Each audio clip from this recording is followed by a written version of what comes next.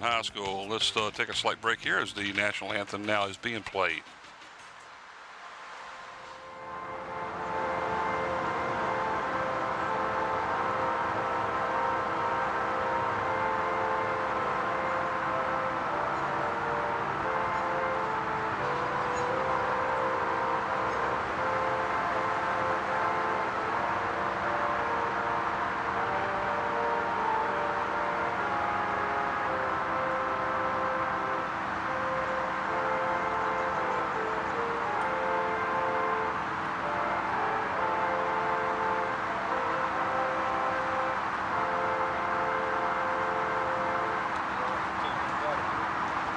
Back here again at Hampton High School, where the Crabbers taking on, as they will host the Warriors from Kecoughtan High School.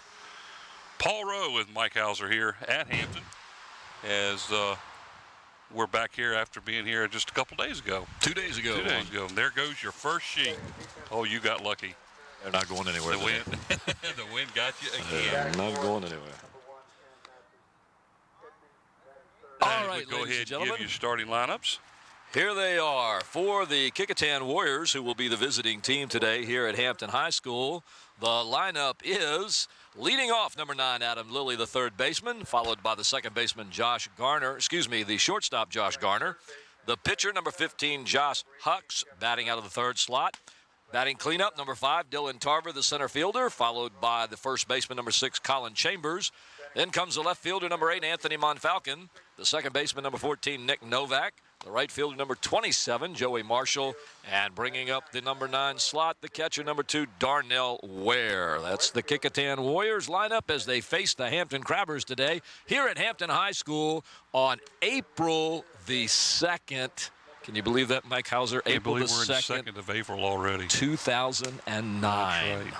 The pitching battery for the Hampton Crabbers on the mound is Sam Massey. Behind the plate is Alan Allison, as the Crabbers defensively will take on the Kecoughtan Warriors. Both teams currently with a 2-3 record. Each team attempting to get back to that 500 mark here early in the 2009 season. And, Mike, I'm going to go out on a limb, and I'm going to say today one of those teams will get to the 500 level. That's a big limb. That's a big limb. I like big limbs. As long as it doesn't go into extra innings and it rains and they end up stopping the game. Now, what are you going to say then? Here we go. First pitch to the Kecoughtan Warriors. Adam Lilly. He is the Warriors' third baseman. He's number 9. As these young men have their names on the back of their jerseys, so that it'd be easier for us to find them who they are, huh? A lot easier. This is one of the first for Kecoughtan to have the names on the jersey, and I really like it. Adam Lilly is a senior, Mike. He's hoping that he goes to Newman College, and he's going to play hockey. It's interesting for someone from this area to go to college to play hockey. You don't normally associate hockey with this warm area that we have here in Hampton Roads. But a good young man who likes snowboarding and surfing, and he's been with the team 4 years now, Mr. Adam Lilly has. 0-2 is the count in the pitch. Curveball in there for a call, third strike. So Lilly goes down looking for the first out of the inning. That's going to bring up Josh Gardner, the Warriors shortstop. And, Mike, that wasn't just a curveball. That pitch came in and just rolled off the table. That one caught Lilly by surprise. One down now here in the top of the first inning as we get started here at Hampton High School. Pitch is a little bit outside, ball 1. As Danny Mitchell, the head coach here at Hampton, has done an outstanding job again this year getting this field prepared and ready to play. We've had a lot of wetness and rain here in the last few days, and this game being played on a Thursday because spring break starts this weekend, and then they're going to be out for a week, and so they figured to play it on a Thursday instead of a Friday. Yeah, I'm kind of sad to see that spring break come up and break up that teaching that we do. That's, Pitch is outside. 3-0 is the count. Yeah, I guess when you come back after being out for a week and a half or whatever, you just... yeah, it's kind of tough. It's kind of tough, yeah. 3-0 count is the pitch. Ooh, that down the middle. Yeah, it really was. Josh Garner, another senior for the Kecoughtan Warriors, hopes to play baseball in college, and hopefully if he gets his way, he'll go to Methodist University. He's another one that's been on this team for 4 years. He's a pitcher and a shortstop, and he's also a very good bowler, one of the top bowlers in the high school area. Looks at a call, strike 2. Full count now, 3-2. Look at that. Andy has put the balls, strikes, and out above Yes, the he numbers. has. What an outstanding job. BSO right on the screen. And the pitch is just outside. Garner gets a walk. He's the first base runner of the game. Nice job by the home plate umpire there on that pitch. Ladies and gentlemen, you're looking at the home plate umpire when you see the home plate, of course. And that is Kevin Kowick. You like that, don't you? I like that. Kevin Kowick is behind the plate, and out in the field, Toby Thompson. Those are our 2 umpires today. Next batter we'll bring up is Josh Hucks. He is the pitcher. Fake a steal that time, and that pitch is a bit inside. Ball 1. That was close. I tell you what, his pitchers are right around that plate. Yes, they are. And that was a nice fake, too, down there by Garner. I thought he was going. He was about halfway down there. If Allison behind the plate had been there early enough, they might have been able to get him back at first, but he didn't. Pitch is a little bit outside.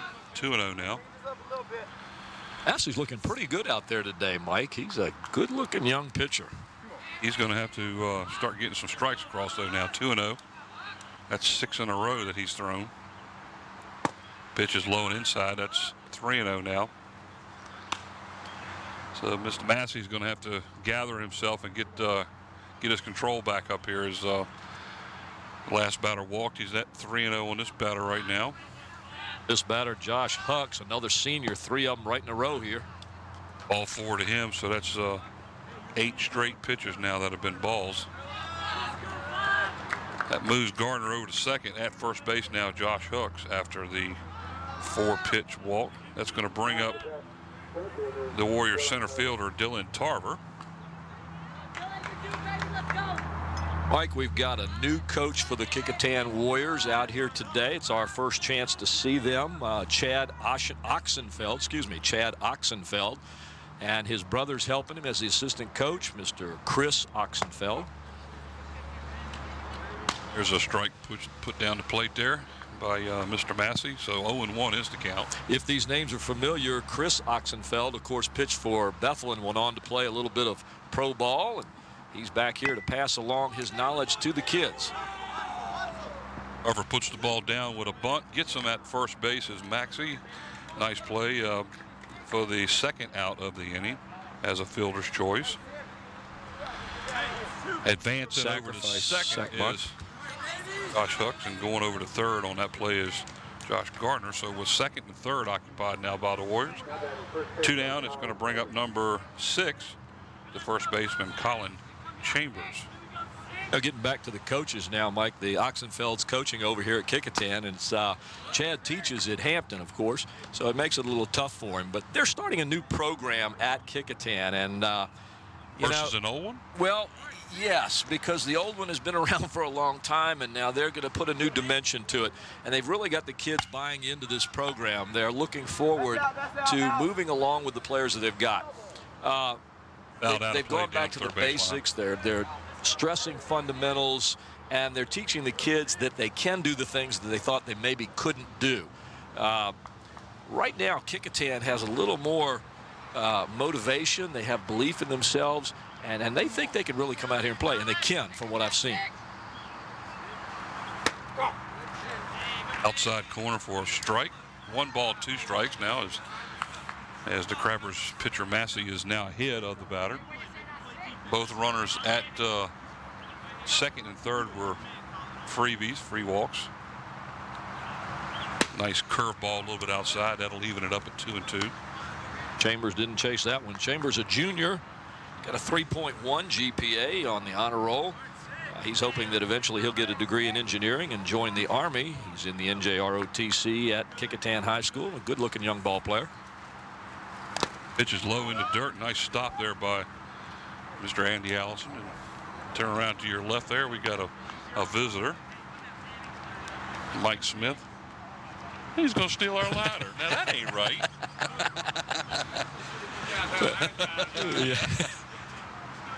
You just ain't right, you know.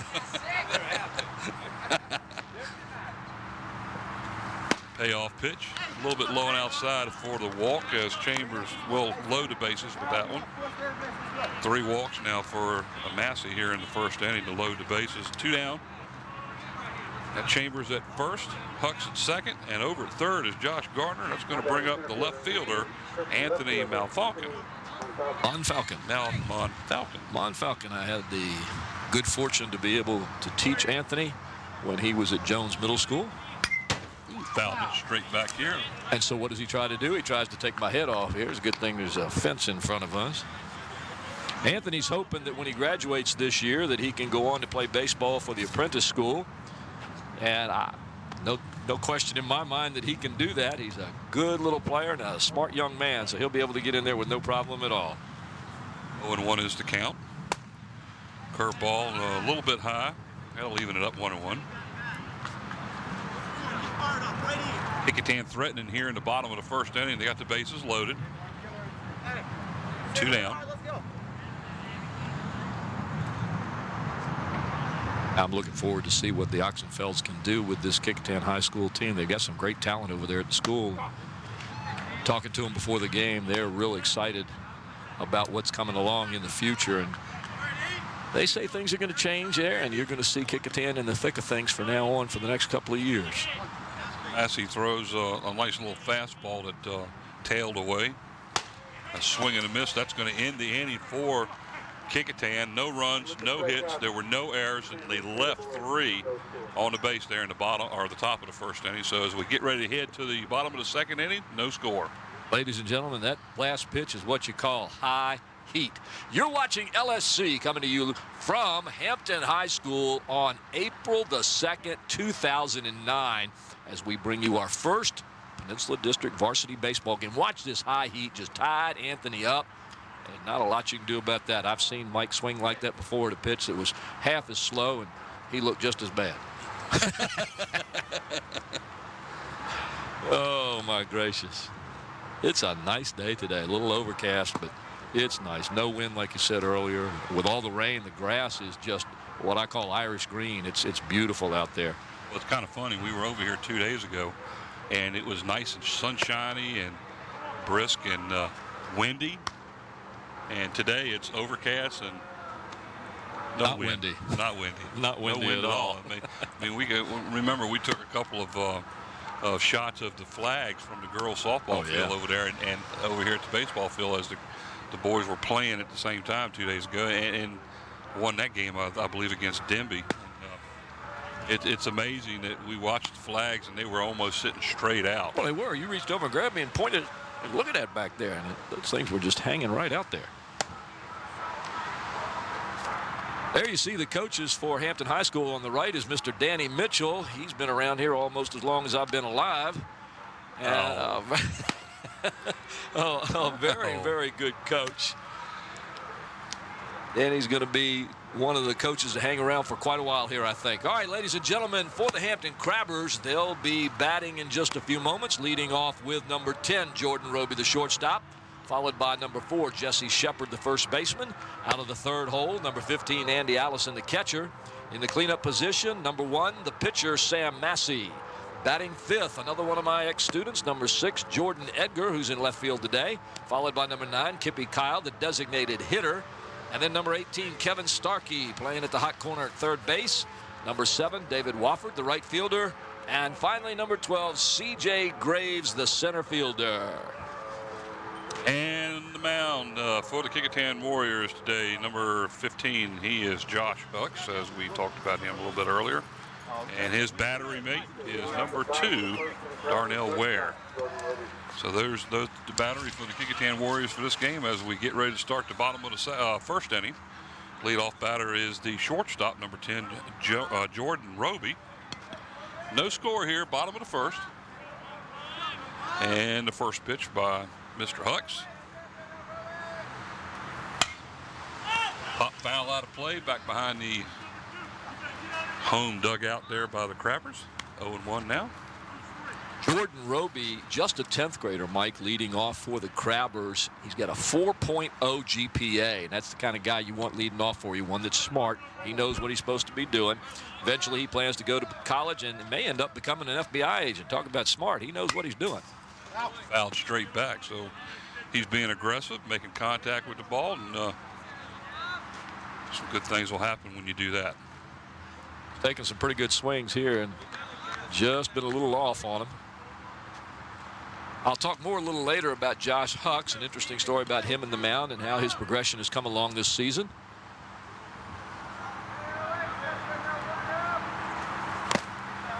Bit of a waste pitch in the dirt that time as he took a little bit off on that one. 1 ball, 2 strikes. You know, I'm going to make a wild guess here. At the game we were at the other day, the girls' softball game, there was a Roby playing there for Hampton, and I'm going to guess they're related. Possibly brother and sister. Was she the leadoff batter, too? She was, yes, she was.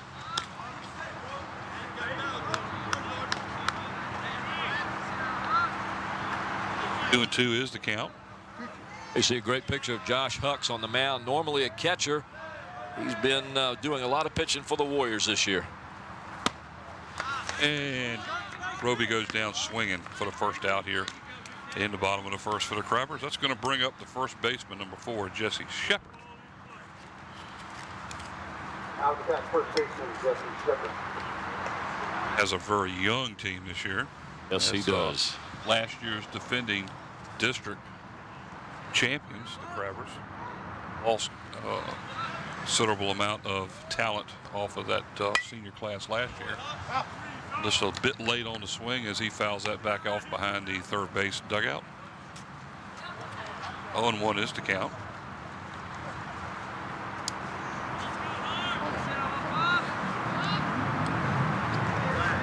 Crabbers 3 and 4 on the year. They are 2 and 3 in the district. As again we talked earlier, they're both teams 3 and 4. There's a ground ball to the second baseman, and nobody's covered. He slides in there and he's safe. Gonna have to give him an infield hit on that one. Oh, no question about that. Here's a replay. He taps this one right towards second. Unfortunately for the Warriors, the first baseman came across to try and help on that play and couldn't get back in time. Well, Hucks covered the bag, but the ball was thrown a little bit high, and fortunately for Shepard, he actually dove and got that arm stretched out before he came back down on the bag. Yeah. I believe if he had ran straight through it, he might have actually been out. But now with the stolen base by Shepard and the error on the catcher to center field, Shepard is sitting down at third base in good shape. All right, watch this, ladies and gentlemen. There you see the theft right there. The ball gets past the infielder and goes into the outfield. This is typical Danny Mitchell coaching. You press the game. You force the other team to make the mistakes. He runs, he runs, he runs. And that's a great example of it right there. You take off on the first pitch. You try to steal the base. If something goes wrong, you've now got a runner at third base. Got Andy Allison batting now for the Crabbers. That one's inside. 2-0 is the count. He is the Crabbers catcher today. Of course, Allison all-district from last year and just a great player this year. So far, Allison batting .333 for the team. And I expected to see a little higher growth from that. Fly ball to right field. That'll bring the run in. It's an RBI sacrifice by Allison as Shepard comes in to score the Crabbers' first run of the game. Great piece of hitting, Mike. Great piece. You've got a right-handed batter up there with a runner on third base, and you need to get the ball to the right side of the field. Allison does it. He takes the pitch and smacks it to right. And you're right, fly ball, ground ball, doesn't matter what, he's going to get the runner in. The Crabbers score after the base hit and stolen base and an error by the catcher, allowing the runner to get safely to third. Allison comes through with a sacrifice fly to score the runner. That's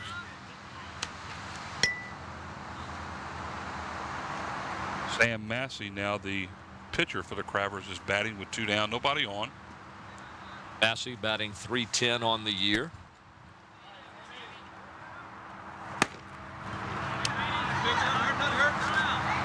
inside by a little bit there. 2-0 is the count. Sam Massey's got 5 hits so far this year and hitting .310. 2 of them are doubles, 1 of them's a homer. He's also got a stolen base and picked up about 3 RBIs so far, so strong at the plate.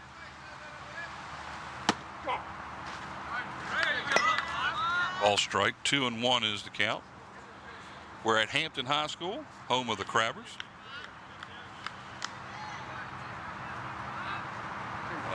Overcast and calm, windy day. Foul back here and evens the count 2-2.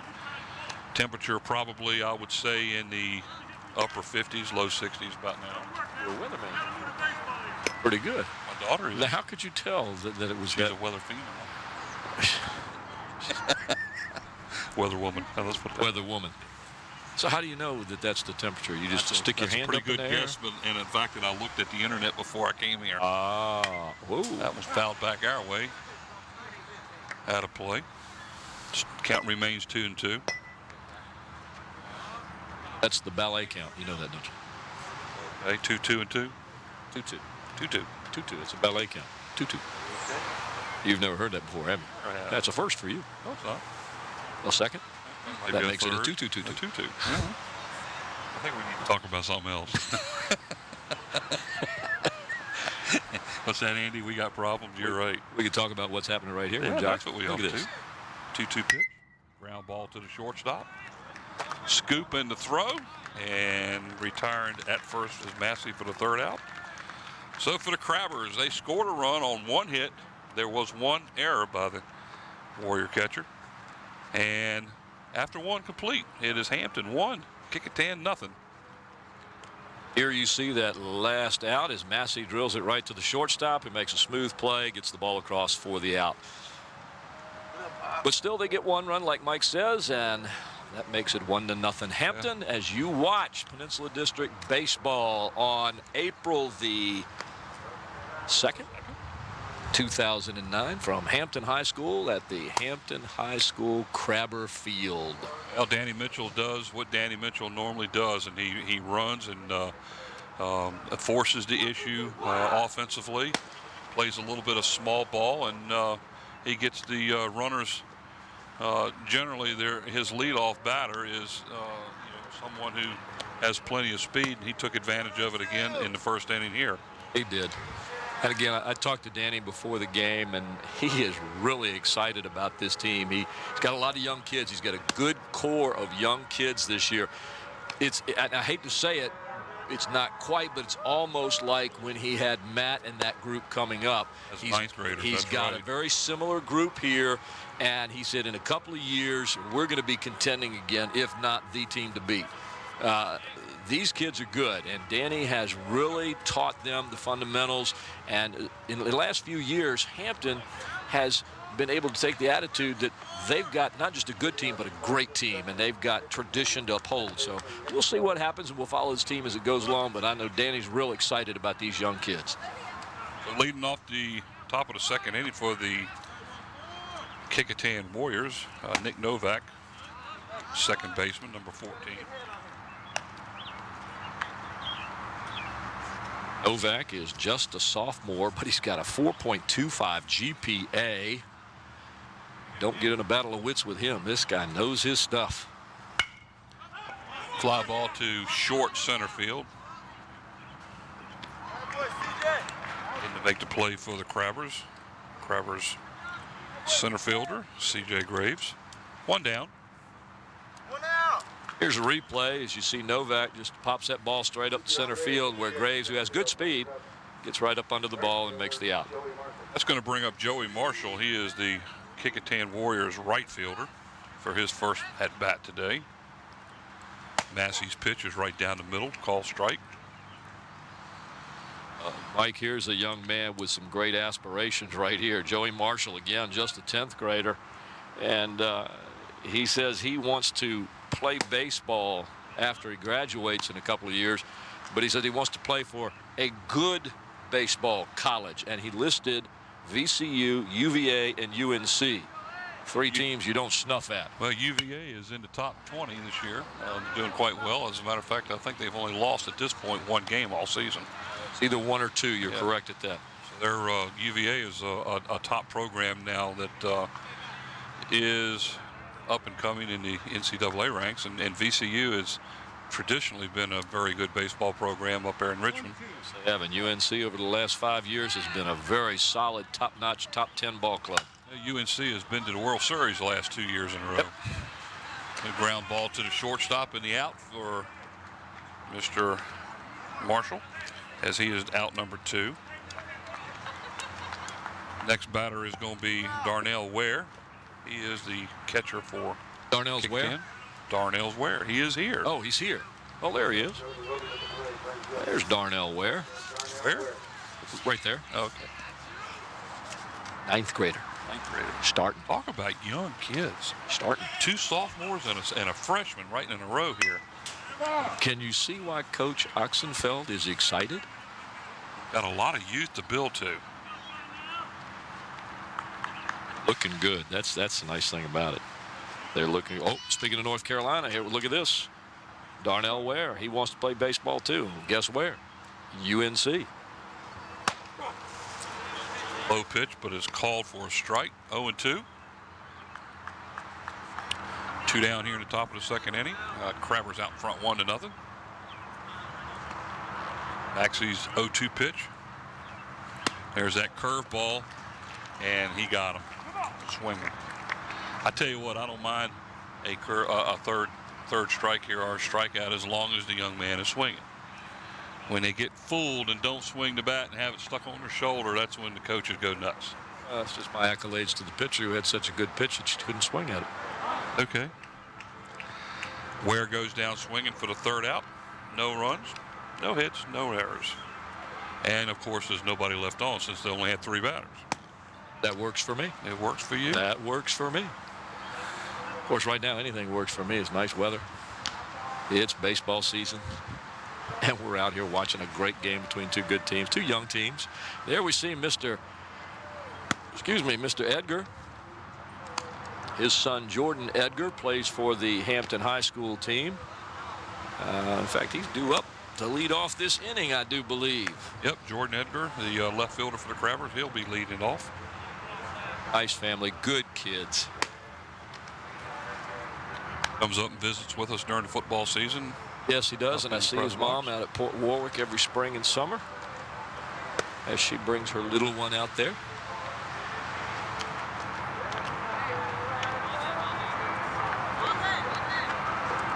We are in the bottom of the 2nd inning. Crabbers out in front 1-0. There's the young man we were just talking about, I believe, right there in the batter's box, Jordan Edgar, talking to the coaches, getting ready to come up.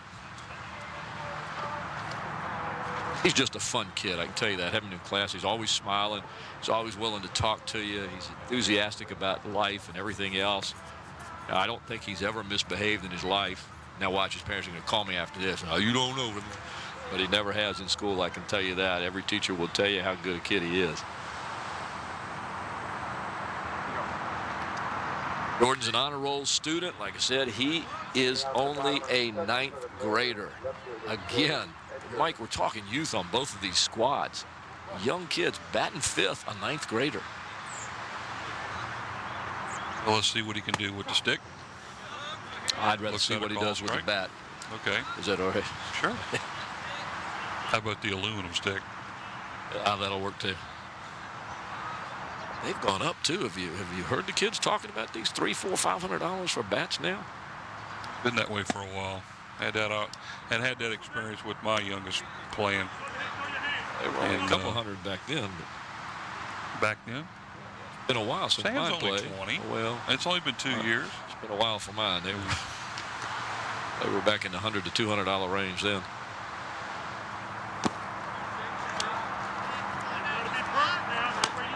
Josh Hucks, the pitcher, like I said earlier, he was primarily a catcher and he's got a good arm on him. And this year, Chris Oxenfeld, Chad's brother, who's the assistant coach, has worked with him and turned him into a good pitcher.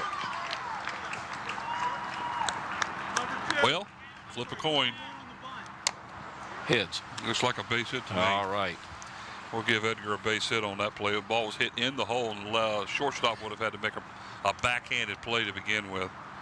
So we'll give him a base hit. 95% of the time, Mike, when the shortstop has to go to the hole like that, I'll give him a hit. The other 5%, I've blinked or missed the play and didn't see it. So does that help? Sure. Hey. Almost got him. Good play over there. I think he was leaning a little bit.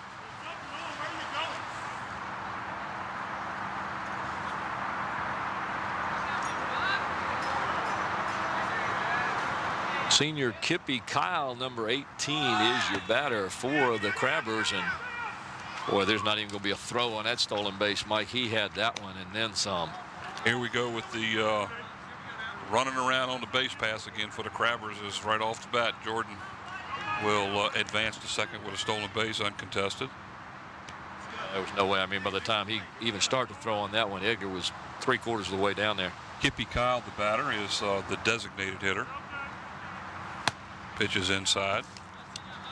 He is the DH. He's DHing for Cody Connor, who is playing second base for the Crabbers. Along with playing baseball, Kyle is also a swimmer. All these kids always have another sport that they're playing, and it's just amazing how athletic they are. 3-0 is the count, and let's see if Danny is going to have him holding on this one.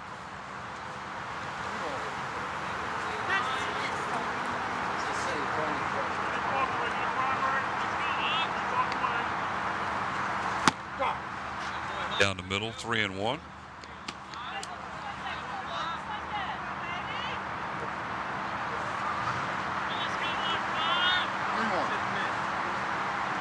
Count to take a rip on right here. We'll see what he does. See if he can get it to the right I think side. he's taking all the way.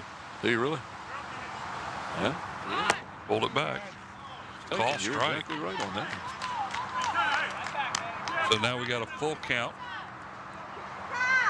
That was a pretty pitch down the middle too that he pulled the bat back on. I thought he had given him a take sign. Maybe he didn't. Here comes Danny. Can we get some help on that? Hey, he pulled the bat back, man. Hey, he pulled the bat back. See, Watch we to see see the if he pulled pitch it back. here. He did pull the ball back. There was no doubt about that. that. And that's what Danny's complaining about, because he called him. He called the strike on him for not pulling the ball the bat back, and that's what Danny's upset about. It was a take all the way, and Kyle actually pulled the bat back on the pitch, and it was low and outside, but he got the strike call. Pitch down the middle with a swing and an out this time. So instead of getting a free ride, he goes down swinging. So that's going to bring up number 18, Kevin Starkey. He is the third baseman for the Crabbers. I'm sorry. I think earlier I called Kippy Kyle number 18, and I was looking at a different sheet there, and actually that's his age, not his number. And Kippy is number 9. Yes.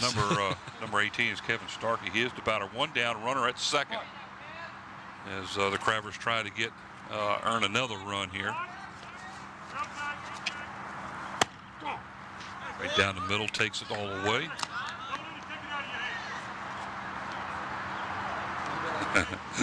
Danny hollers, "Don't let him take it out of your hand." That is definitely referring to the fact that he didn't agree with that strike call. Here's the pitch, low, it's in the dirt. Good stop back there by the catcher, Ware, behind the plate. Yeah, it's getting ready to tell you. You saw that coming. I knew you were going to ask. 1-1 is the count here. One down. April the second, and I still know where I am. There's a little blooper here in the infield as the shortstop goes over to cover third base, and making the play for Kecoughtan is Kecoughtan's third baseman, who was Adam Lilly. So he goes over and makes the play. 2 down now for the Crabbers. That's going to bring up David Watford. He is the Crabbers right fielder.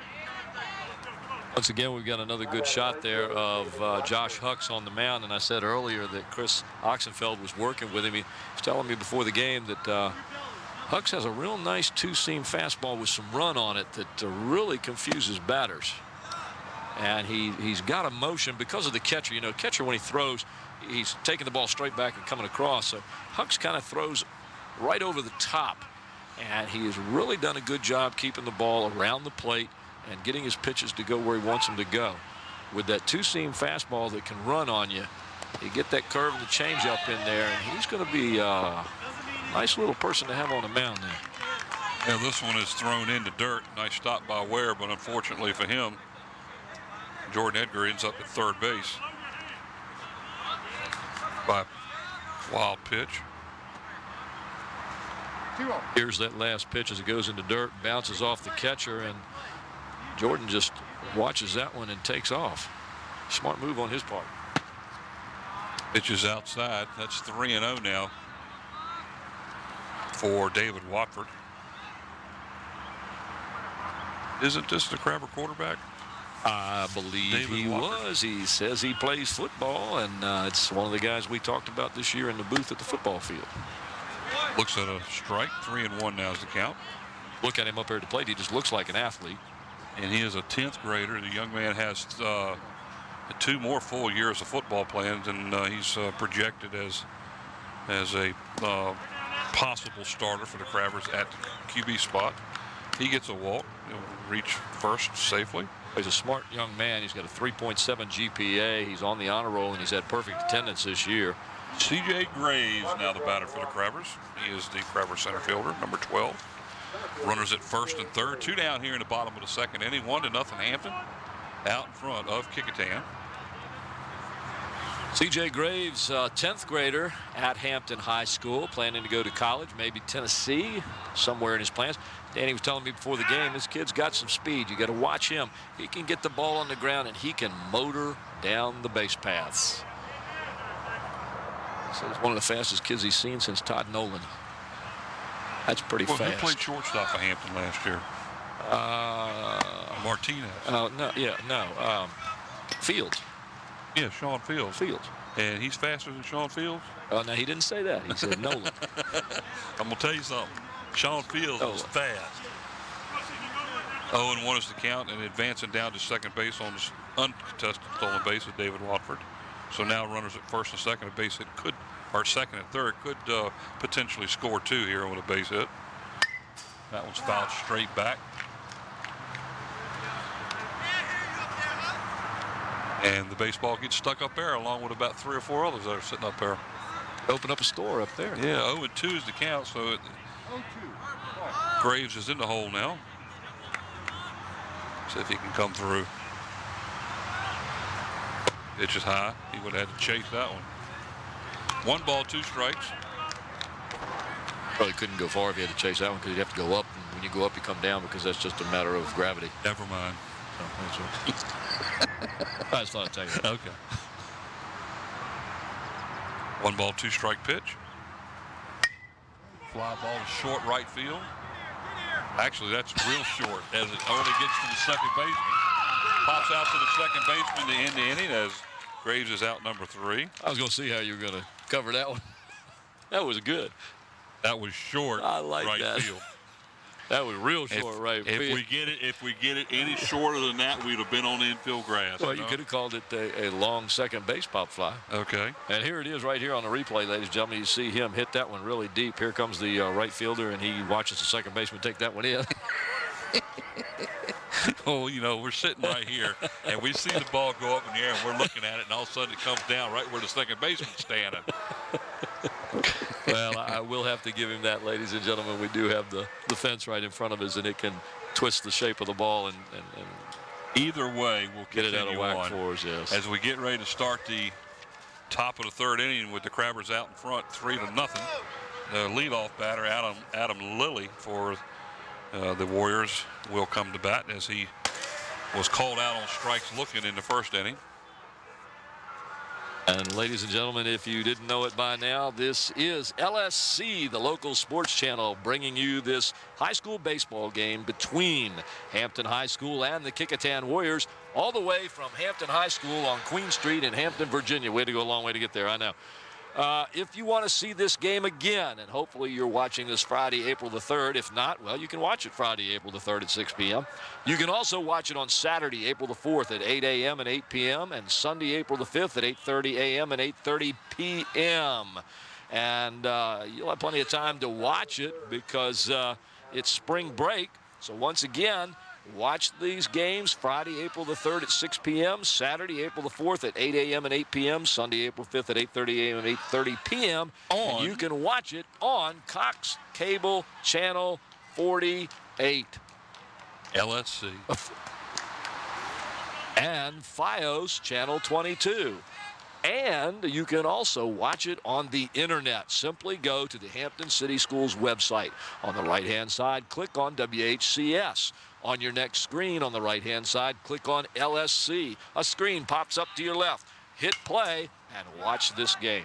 If you're doing that during the times that I told you to watch it. Did you get all of that? If not, don't worry, folks. I'll be telling you about this again.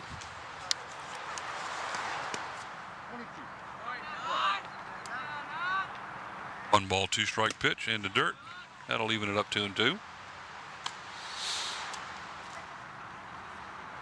Coach Chad Oxenfeld was telling me before the game they get a pretty decent mix of kids on the team. They get 5 seniors and 1 junior. All the rest of them are sophomores and freshmen. That's that young base I was talking to you about.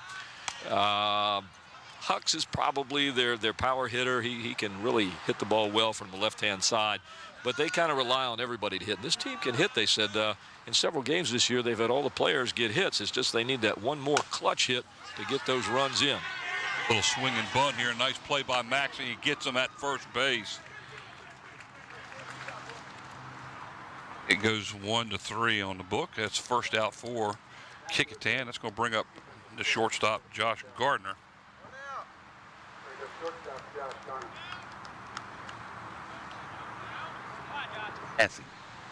Massey. You've been saying Maxey. Massey.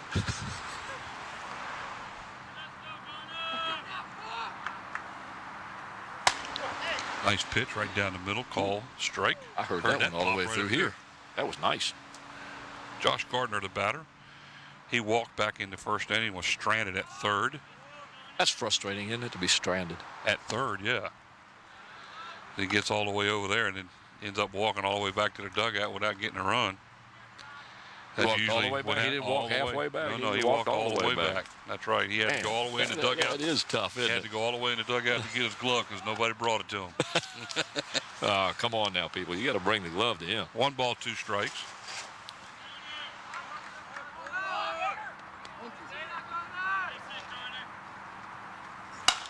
Popped it up out of play right over behind us, and nice tree stop there. Tree limb got a hold of that one. Glad it did. Glad it didn't come over here. I'd hate to have to try and move. No place to go. Up here? You better not try to move up here. Timeout is called as the plate umpire goes after a couple of baseballs.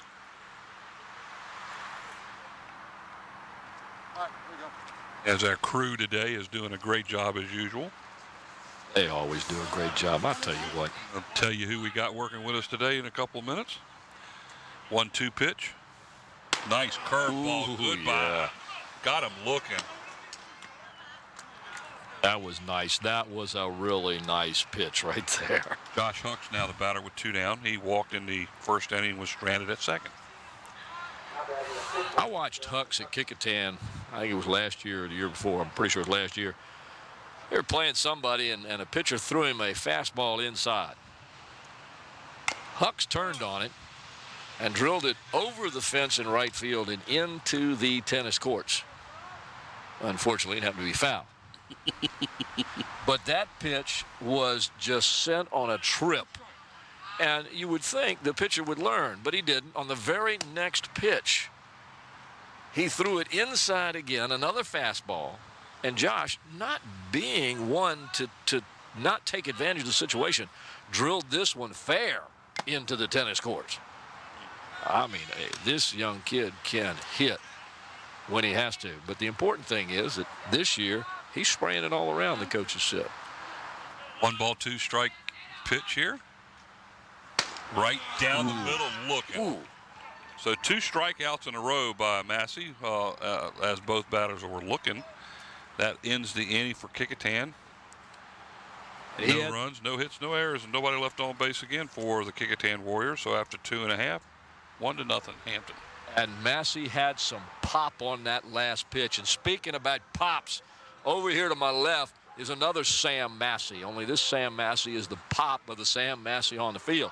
It's Pop Massey. I watched this young man when he was a little boy, and then he grew up to play ball at Kecoughtan.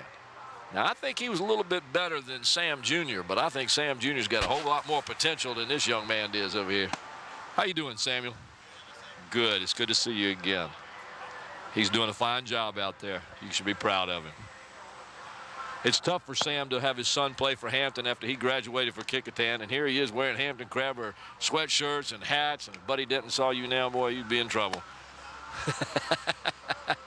I did the same thing for 2 different schools. You go to Hampton, turn right around, have one son graduate from Warwick and another son graduate from Warwick too, but he went 3 years at Heritage. But you know, all it takes is for the graduation ceremony to take place, and then those hats come off. Yeah.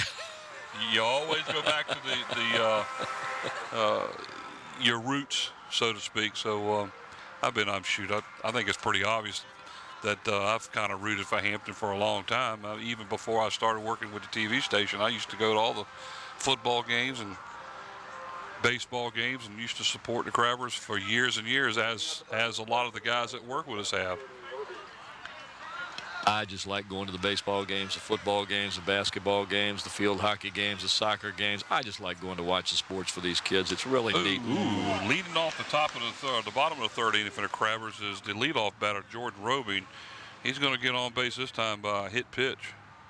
He got nailed good and straight in the back on this one. And it looks like he got hit in the media, right below the shoulder. No. Right on top of the one. Yeah, right there at the shoulder blade area. So that one's going to hurt for a little bit. And then he'll be okay. Let's see how long it takes for him to take off to go to second base. Jesse Shepard now the batter for the Crabbers, the first baseman. Got a left-handed batter up there. I'd be going on the first pitch. And he singled the last time a bat. And as a matter of fact, young Shepard is the only base hit. Edgar got one too in the last inning, but with 2 hits in the game so far, Jesse's got one of them. And 1 for 1 so far.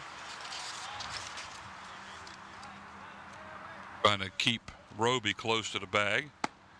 And that was a little halfway swing. Got a little fooled on an outside pitch that time. 0-1 is the count. Roby only has 3 stolen bases so far this year in the 5 games they've played. But that's second on the team. Andy Allison has 4. So it wouldn't surprise me to see him going here. And there he goes. It was a delayed steal, too, because if the ball had been thrown in the dirt, he may not have gone. He did take off and then stop. So he gets a stolen base uncontested after the ball was thrown in the dirt. Going down to second base now, Roby. Shepard stands up with a 1-1 count. Nobody out here in the bottom of the third inning. Stands up with a 1-1 count. Can you sit down with a 1-1 count? Not for long. Not for long at all. Trying to hold Roby close to the bag over there. Fakes a bunt attempt as he pulls it back. Ball's way outside, 2-1. Here's where Danny's at his best. You know, you've got your number 2 hitter up there, and historically in high school baseball, the number 2 hitter is the one that's the contact hitter. He's the one that's going to put it in play. He's one of your better hitters. And you're watching Danny in a situation where he's willing to bunt to get this runner over to third base with 1 out with his 3-4 batters coming up next. Actually makes contact with a ball that's about a 1.5 feet off of the bag, and Danny didn't like that. That was a pitch that he should have pulled back on because it would have been a ball. 2-2 is the count. Well, you know, historically in the past 4 years prior to this year, who was their number 2 hitter? Matt great Mitchell. Little hitter. Matt Mitchell. So Matt was their number 2 hitter. This is where he did a lot of damage for the Crabbers when it came to advancing their leadoff runner.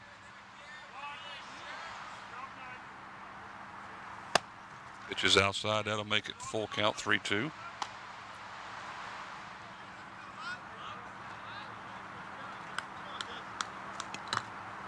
of Matt Mitchell, his dad was telling me before the game, he's now the starting second baseman at college, and I believe he's going to Ferrum.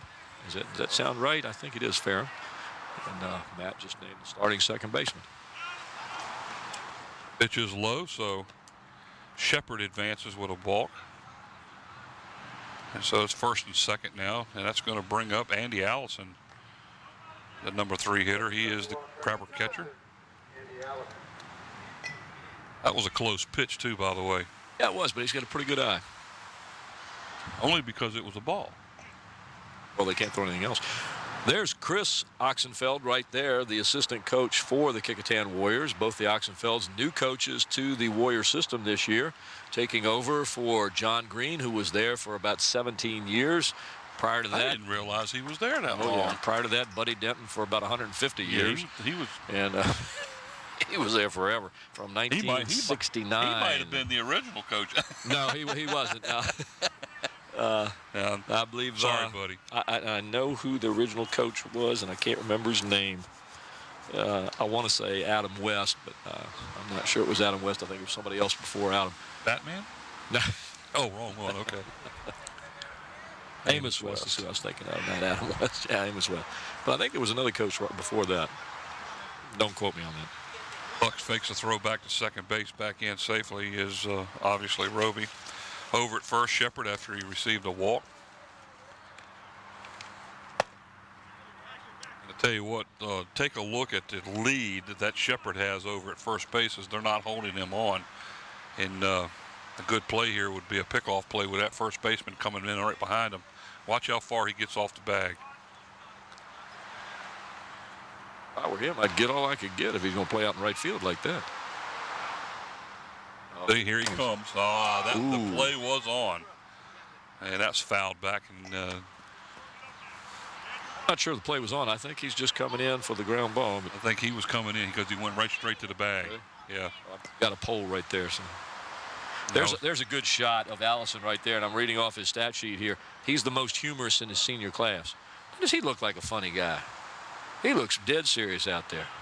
But I bet he has a blast in school. 1-1 pitch. Curve ball. There's the throw to first base.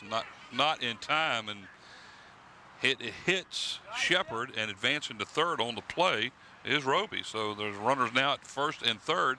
2-1 is the count. Nobody out here in the bottom of the third inning as the Crabbers threaten to extend their 1-0 lead. So we'll see what Andy Allison can do here for the Crabbers. One of the most consistent hitters on the team. Right now, he's just looking to drive something to the right side or get something deep to left. He drove in the first Crabber run with a sacrifice fly to right field with a runner at third back in the first inning. Trying to do the same thing here. Pitches outside, down to second base uncontested Shepard. So now you got runners at second and third with nobody out. It's 3-1 is the count. That's a nice move to get second base on there. That takes away the double play option for the Warriors. Knowing that Allison was going to try and hit it to the right side, you want to keep that double play in play. And they've lost it now. Infield now moves in. Pitches a little outside, ball 4. So Allison will reach safely with the base on ball. Bases loaded now. That brings up the cleanup hitter and the pitcher, Sam Massey. Back in the first inning, Massey grounded out to the shortstop to end the first inning for the Crabbers. Put a third out, and now he comes up to bat. Bases loaded, nobody out, as the Crabbers really starting to threaten here. Infield in for the Warriors. All Massey needs to do is hit this one hard, get it through a hole somewhere and out of the infield. Pitch is low in the dirt, 1-0. It's that old saying, you bring the infield like this, and I mean everybody's in first, second, third, short. They're not in just at the corners. They're in everywhere. They're on the edge of the grass. 200 hitter and makes him a 400 hitter. A fly ball to deep center field. That'll get the run in, as he will have another RBI on the play. And advancing from second to third base on the play is Shepard. Staying at first was Massey, so saying Allison stayed at first, so going to second is Let's see, Roby scored. Roby scored, Shepard went to third, and Allison is on first. That's correct. So Massey is the first out of the inning. He picks up a sacrifice RBI. You're watching good fundamental baseball today, ladies and gentlemen. Both runs scored by the Crabbers on sacrifice flies as they get the runners on, move them into scoring position, and do what you're supposed to do. Get that ball out of the infield to give your runner on third a chance to get in, and both times they have. Batter now is Jordan Edger, the left fielder for the Crabbers. He had a base hit to lead off the second inning. So he's now up to bat with runners on the corners, one out. A chance to pick up an RBI here himself. Infield back up the middle. Third baseman playing even with the bag. They're holding the runner at first. Oh, the line shot down the third baseline goes foul, but that was well stroked. He had a lot of meat on the ball that time. Line shot that went actually out of the ball field. 0-1 is the count. So Jordan Edger again is 0-1 is the count. Edgar's right. Edgar. There's a fly ball to left center field. That's and in the gap. Nobody's going to be there, I don't think. Oh, great play by the center fielder to get over to get the ball for the second out, and coming in to score on the play that time is Shepard. So another sacrifice RBI for Edgar this time. Mike, that was a fantastic catch by Dylan Tarver, the center fielder for Kecoughtan. He had to go a long, long way. Watch this hit. This is a rip. This is a rip. And Tarver gets all the way over there to make the play and get the ball in quickly. A little looper to the second baseman. And the play to first to get the out on Kippy Kyle for the third out of the inning. Crabbers come up, score 2 runs that time on no hits. There was 2 base on balls, a hit batter, 2 sacrifice RBIs, and 1 left on base. Picked up a couple of runs that time, so at the end of 3, the Crabbers are out in front, 3-0. Once again, ladies and gentlemen, you're watching LSC, local sports channel, coming to you from Hampton High School, bringing you the Kecoughtan High School, Hampton High School baseball game on April the 2nd, 2009. You can watch us on Channel 48 on Cox and Fios 22, I believe, and also on the internet by going to the Hampton City School webpage. And here's that hit again by Edgar Jordan, and watch Dylan Tarver get over there. Well, we just did miss that in the screen, but trust me, he did make the catch on a fine catch, as I said earlier. Crabbers have scored 3 runs on only 2 hits. Typical Danny Mitchell baseball. So we're at the end of 3 here at Hampton. It's the Crabbers 3 and the Warriors nothing. Paul Rowe along with Mike Hauser bringing you today's game, and we also have a fantastic crew working with us, as we always do. On the camera in center field, we have Nate Braxton. Over on the third base line, Steve Fryer. And at the first base side, we have Susan Bowers. Our graphics and animation today is Andy Foley. The slow motion and instant replay, our buddy Gene Wheeler. The camera control operator is Renee Camden. She's also the production and audio assistant today, doing double duty. The audio, the chief engineer, Don Scharouse. He's a man who runs all around, putting up everything for us before the game. As we watch the fans here, there again, Mr. Edgar in the white shirt, some Crabber fans to the left. And our producer, our director, the main man, the boss, Scotty Bowers. A Hampton High graduate, by the way, as is my partner, Mike Hauser. The rest of these guys are just too young. They didn't graduate anywhere. And back when Braxton was a young kid, they didn't have schools back then. Susan graduated here. Susan Bowers graduated here. I told you earlier we had a bunch of guys, of the folks that work with us that are Crabber alumni. Susan, Scotty. Well, it's a good thing I'm here then. Andy went to Minchville, I think. Oh, my goodness. Andy went to school? Yeah. He got some kind of training anyhow.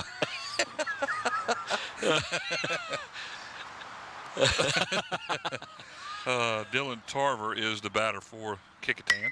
This There's is a the line guy that shot to right center field. that's the in the kid that gap. made the catch in center. Gets by the right fielder. He's going for 3, and he's going to make it easily. So Tarver's going to pick up a triple on the play all the way to third base. But what's that old saying? You make a great play in the outfield, you lead off the next inning, and what happens? You get a key hit.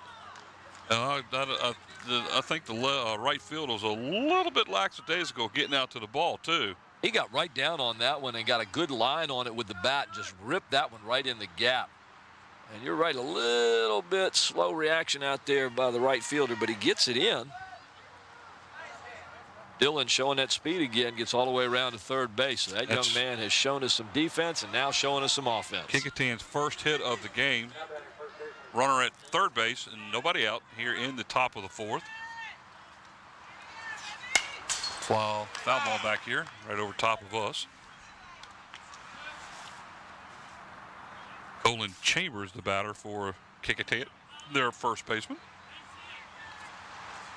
Dylan Tarver, who just got the triple, is a senior. He's hoping to attend VCU next year and get a degree in English. That was a mean-looking curveball. He didn't get the strike on it, but he had the batter almost committing to it. 1-1 is the count. A little bit low and outside. There's Dylan Tarver right there on your screen, sitting on third base.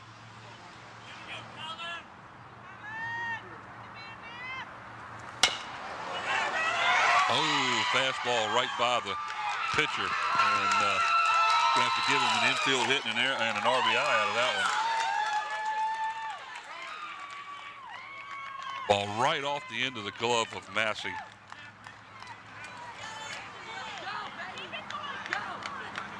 He just kind of topped that ball, and it kind of took a squiggly move right there past young pitcher Massey. We'll watch the replay here. Gets a little out front there and pounds it into the dirt. Massey just couldn't get a glove on it enough to make a stop. Anthony Falcon is the batter.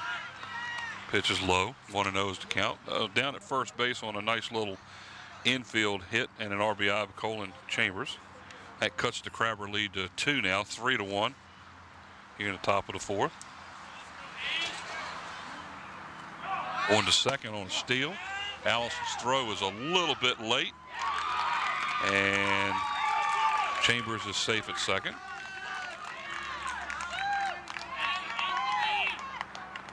Throw was right on time, though. I mean, it was right on the bag. That was pretty close, too. I thought it was going to be a little late, but he did a good job. For a guy who's hoping to play football in college, you got a good arm. Foul back out of play, back behind us. Looked like it was heading towards the interstate there, but hit a limb again and fell straight down so they can save one. I can remember years ago foul balls going over there. You can remember? Yeah. Sometimes. Some days. Huh? You know, it's kids like Anthony Monfalcone that make me feel a little old because I taught him in the 6th grade, and here he is a 12th grader. A little? Yeah, well, a lot. Okay. You're right. I am old. Well, at least you haven't started singing yet. I'd forgotten about that. Thanks for reminding me. Makes people like Andy smile. Oh, yeah. They love it in the truck when I sing. 3-2 now is the count as the payoff pitch. That's when they start pulling all the plugs back there and flipping all switches. Somebody pulled the plug on him. Here we go, 3-2 payoff pitch. Oh, he went. Yeah. Hey, that's pretty good. They're grading me in the truck. They said I got an 8 last time. Monfalcone goes down swinging. First out. Down at second base still is Colin Chambers, and that's going to bring up the second baseman, number 14, Nick Novak. Novak flew out to the center fielder. There's a bunt down to third baseline. Nice. Great bunt. And he had that one beat all the way. Oh, my gosh. Advancing to third was Colin Chambers, and with a base hit. This, Nick Mike, Novak is pretty. Watch this. That ball just rolls right down the third base line, and unfortunately the third baseman was indecisive there as to whether to go to the bag or whether to come in for the ball, and that gave the batter Novak just enough time to beat it out. So first and third now, one out. Squaring around the bunt, and he went for it. Throw back to first base and a late tag, but the ball was there. He was there. Joey Marshall, the batter, right fielder for Phoebus. 0-1 is the count. There's still one down. Bases first and third. They're going to have to be careful there at first because Allison almost pegged him that time. There he goes to second. He actually went after that one, too. I'm not real sure why. 0-2, and down to second is Novak. So second, third, one out. 0-2 count to Joey Marshall. Nice curveball, just misses outside. Massey's curveball is working pretty well today. It is. I think he needs to throw another one right here, and Marshall's got to be careful. He needs to slap something to the right side here. Fastball just gets a tip of it.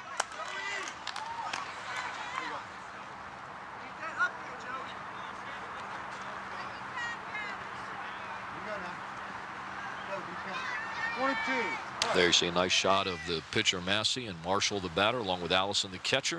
Fastball right down the middle, called strike. So Marshall goes down looking. Second out of the inning.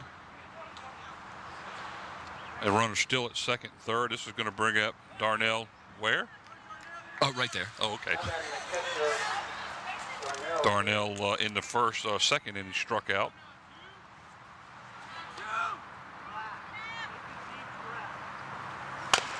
That one's fouled back. I tell you, watch the base runners. Yeah, he was almost behind the third baseman on that play, as Novak very easily could get caught off guard there. I saw it in the corner of my eye.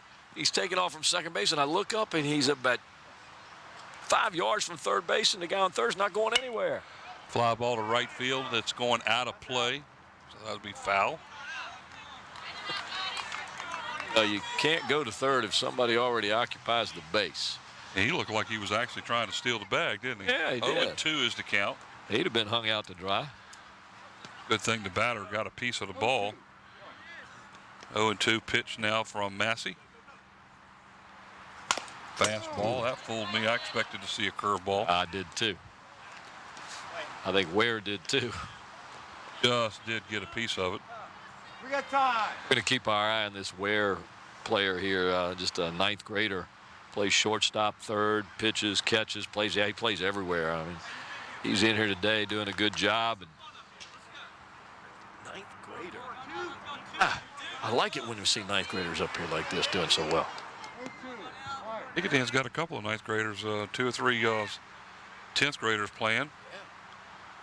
I love it. Build to the future. Oh, there's the swing and miss on that curveball to end the inning. But Kecoughtan did strike there in the fourth inning as they scored a run on 2 hits. 3 hits, I'm sorry, I didn't see that one. That's right, 3 hits. So they scored 1 run on 3 hits. There were no Crabber errors, and there was 2 left on base. So after 3.5, Hampton still leads, this time 3-1.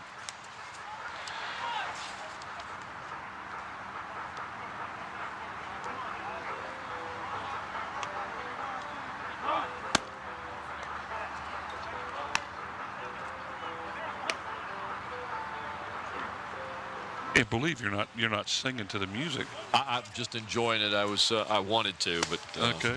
I was, you know. So as we get ready to come into the bottom of the fourth inning with the Crabbers out in front 3-1, that's going to bring up the third baseman, number 18, Kevin Starkey, will lead it off for the Crabbers in the bottom of the fourth. Crabbers with a 3-1 lead here in a nice baseball day. In fact, Major League Baseball will be starting Sunday night when the Philadelphia Phillies take on the Atlanta Braves to start the Major League Baseball season. Of course, the season started quite a while ago in the Peninsula District, and we're into about game 7 or 8. And it's going to be a good season. A lot of young teams in Hampton. Bethel doing well. Phoeba's playing much better. I understand there's still some tickets available for tomorrow afternoon's game over in Norfolk between the Washington Nationals and the Baltimore Orioles. Is that tomorrow? That is tomorrow. Oh, I didn't realize that. I didn't know there were any tickets available. Yep, I saw it in the newspaper this morning. There are tickets still available. Did you think about buying me some? Not when I found out what they cost. Oh, well, Andy's got plenty of money. Borrow it from him. $24 and $26.50. Oh, that's cheap. A ticket. That's cheap. To see an exhibition game? Yeah. Hey, you get to I see need Matt to see what the Wieters. regular Matt Wieters is going to be there. I'd hate to see what the regular price is nowadays. In Baltimore, let's see. Andy should know. He just bought some tickets. At least he said he did. Starkey the batter. 0-1 is the count.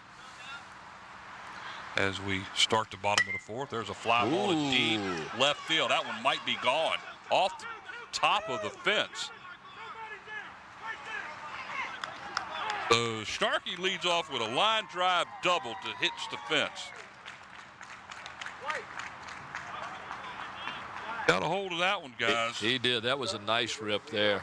I figured that one had a chance to go out. It hit right below the top of the fence. Look good. Let's watch this one. Look at the swing. Nice, even swing. That ball is out there and They're looking off for it. Where is it? It's out there. Trust me. Nice leadoff double by Starkey. So here we go again with the Crabbers getting the leadoff batter on. Ooh. Turned around to bunt the ball. The batter is David Watford, who reached with a walk back in the second. And as the quarterback of the football team, he better be careful and not put himself in harm's way there. You know, Coach Smith was here earlier. I didn't see him leave, but he was being his nasty old self, trying to take our ladder away from us. He wanted to keep us where we knew we couldn't get in any trouble. Another one up Squared there. around the bunt that time and had to bail out again, so 2-0 now. Those are the kind of pitches you see from major league pitchers. As soon as they know you're turning around, that ball is high and tight. Watch this. Well, Climbing out of the way he is. 2-0 pitch. Squares around, takes that one in the dirt and down to third base on a pass ball. Goes Starkey, so now he's at third. 3-0 is the count. Got him all the way to third base without having to try to. Good way to do it if you can get by with it.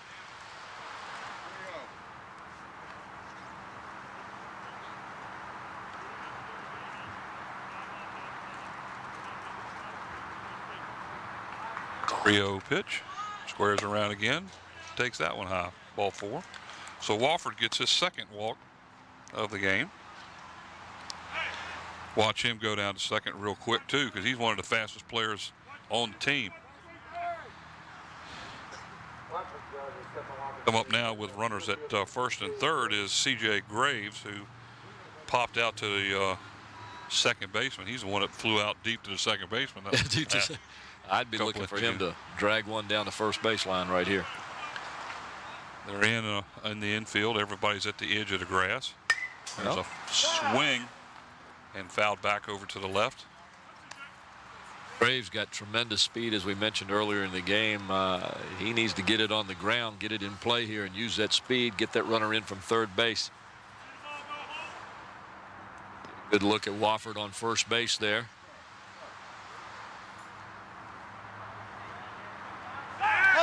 He was leaning.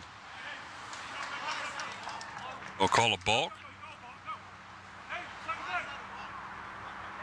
Well, he called the balk on the pitcher, which meant he'd made an illegal move either to the plate or to first base. Or he did not come to a set position. Let's see if we can see what he did. Let's see. There's a twist. He never came to a set. He was still in his motion coming down with the ball on the windup when he spun around to throw it. So the balk allows not only Starkey to score, but advancing over to second base, Watford now. Still nobody out here. 0-1 is the count. For what it's worth, ladies and gentlemen, when a pitcher is on the mound, he cannot deceive the runners in any manner by changing his pitching motion. He must come to a complete stop before he goes to the plate or to first base as long as he is on the rubber.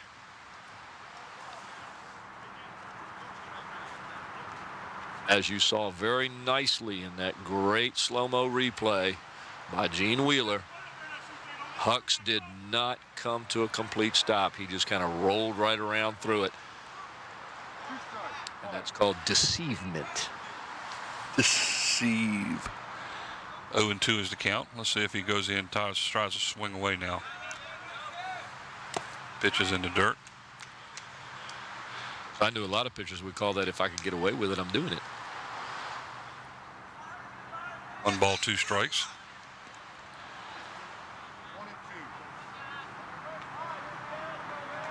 Braves popped out to second base back in the second inning. He's 0 for 1 on the day. There's a pitch that looked awful good from where I was sitting. It looked like Hucks wanted that one too. 2-2 is the count. The batter, C.J. Graves, a sophomore. Perfect attendance so far this year in school, which means he probably hasn't missed any practices or games either. There's a ground ball back to Hucks. Get the out at first base, advancing over to third base on the play is Watford. Tell you what, Fielder's choice. he was only behind that throw by 1 step, Mike. He went down that base path quickly. Watch this. He's left-handed batter anyway. Look at him getting down there. Now watch. Look at this. Well, step and a half. One Still down now with a quick. runner at third. That's Watford. The Crabbers already have one in the book. Here we go with Jordan Roby, the batter now. He's the leadoff batter. He's 0 for 1 with a walk. Struck out back in the first inning to lead off the game for the Crabbers. Came in batting .350, so he's down just a little bit. On base percentage .550, as he has 2 walks coming into today's game, and then hit by batter. Hit by pitch, not by batter. You can't get hit by the batter. It's only if the batter still has a bat in his hand.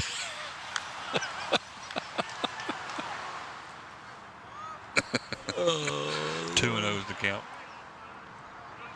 It's a pretty good crowd here today, especially over here on the Kecoughtan side. It was. Trying to tell us something. High and inside, 3-0. I think they missed my singing. Well, I haven't heard anybody comment. I think they missed my That's singing. what it is. Okay. They're talking to us in the truck. They want some more chatter out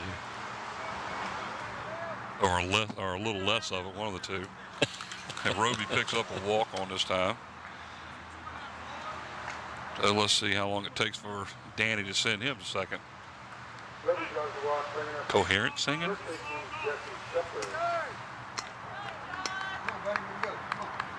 La la la la. I'm not going to touch that. 4-1 Crabbers out in front here in the bottom of the 4th inning.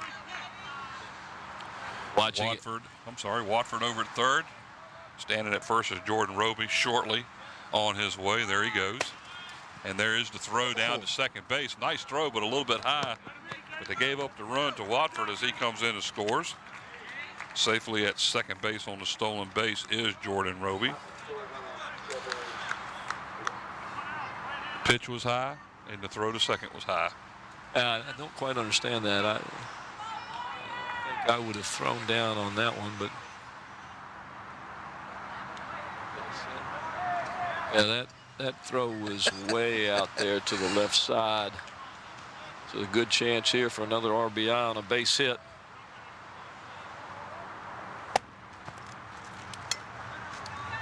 Pitches outside 2-0. This is Jesse Shepard, the batter. He had a base hit back in the first inning, and he walked in the third, so he's 1 for 1 officially and has scored twice.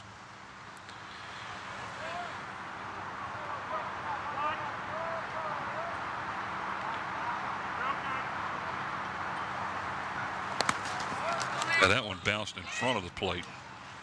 Advancing over to third base is Roby. So Roby standing down at third base again. 3-0 is the count to Shepard. Undoubtedly taken on this one. You think? 2-0? 3-0. Oh, now it's 3-0. I'm sorry. Pitches in the dirt. Was. Looks like Hucks is having a little bit of a control problem. He's going to need to kind of settle down, and here comes Chad Oxenfeld, the manager, coach, the new coach at Kecoughtan High School. A new era, a new regime coming in. Like we're going to have a change here. Josh Garner, maybe? Haven't seen the number yet. We'll have to wait. I believe it's the third baseman coming in. It's like they're going to flip-flop positions here. Adam Lilly, maybe?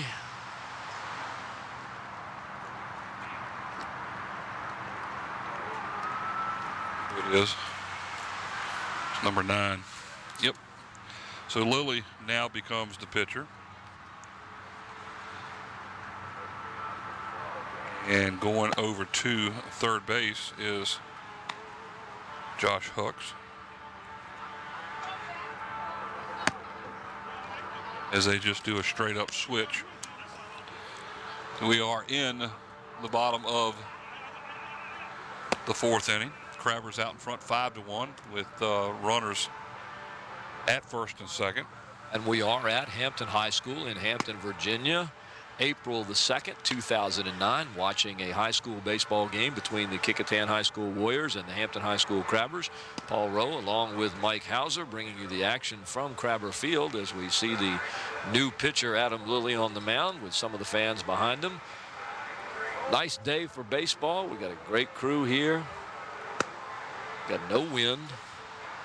We don't have cold weather. That's the important thing. We don't feel the wind here. The wind is blowing out there in center field a little bit. You see the flags floating around. But keep your fingers crossed, knock on some wood, and let's hope the wind stays out there and doesn't come back here where we're kind of encapsulated with the trees. Well, I like that word, encapsulated. Man, that's pretty good. That's really good. I'm proud of it. The high school education. Yeah, baby. Let's go. Hampton High School education, like you said earlier. Make it be. Oh, yeah. Bringing you this game here at Hampton with 3 cameras. We have one sitting right on top of the third base dugout. We have one sitting over on top of the truck right behind the first base dugout. And, of course, we got one out in right field, right to the left of the scoreboard as we get ready to go here. Andy Allison now batting for the Crabbers. Base hit to right field is going to score 1. And Allison goes in diving. And all the way from first base scoring on the play is Jesse Shepard. A 2 RBI double for Allison. Watch this hit again. He takes it to the right-hand side as he puts it into right field. That ball gets down, rolls on the ground, and he hustles to get into second base. And like you said, Mike, coming all the way from first, Jesse Shepard. We're going to have a pinch runner now for Allison as the catcher will come in to be able to put his gear on. Courtesy runner. Courtesy runner. I did not see the number of the player that went to second. Sam Massey now the batter for the Crabbers. We have to be careful about that, ladies and gentlemen, because if it actually is a pinch runner, then Allison would be out of the game and would have to use the re-entry rule to get back in. And a courtesy runner is simply a runner who runs for either the pitcher or the catcher without any consequences to coming in or out of the game. That is called a speed-up rule. Yes. Pitches in there for a strike. 1-1 is the count. 1 down here. Well, the speed-up rule was put in there for a reason, specifically for the catcher, because normally when a catcher is stuck in the field at one of the bases and the inning comes to an end, then that player has to have time to go into the dugout and put all of his gear on. So that allows him to go ahead and get his gear on and be ready to go on the field defensively when the inning's over with. A nice base hit that time by Massey, and it looks like we're going to have the same situation here as he will be having a courtesy runner for the Crabbers. Looks like number 13. Massey was right on that one. He put the screws on that ball, drilled it right into center field for an RBI. That's his second RBI of the game as he's 1 for 2 today. Jordan Edgar is the next batter, and he is 1 for 2 with a base hit. Did we get a number of the number 13 runner is the down runner, there for Hampton? runner at first. Number 13, Yes. that would be Clanton. K. Clanton. I'm sorry, I don't have the first name, but it's Clanton. He is stealing second base, goes in, diving head first, and he is safe.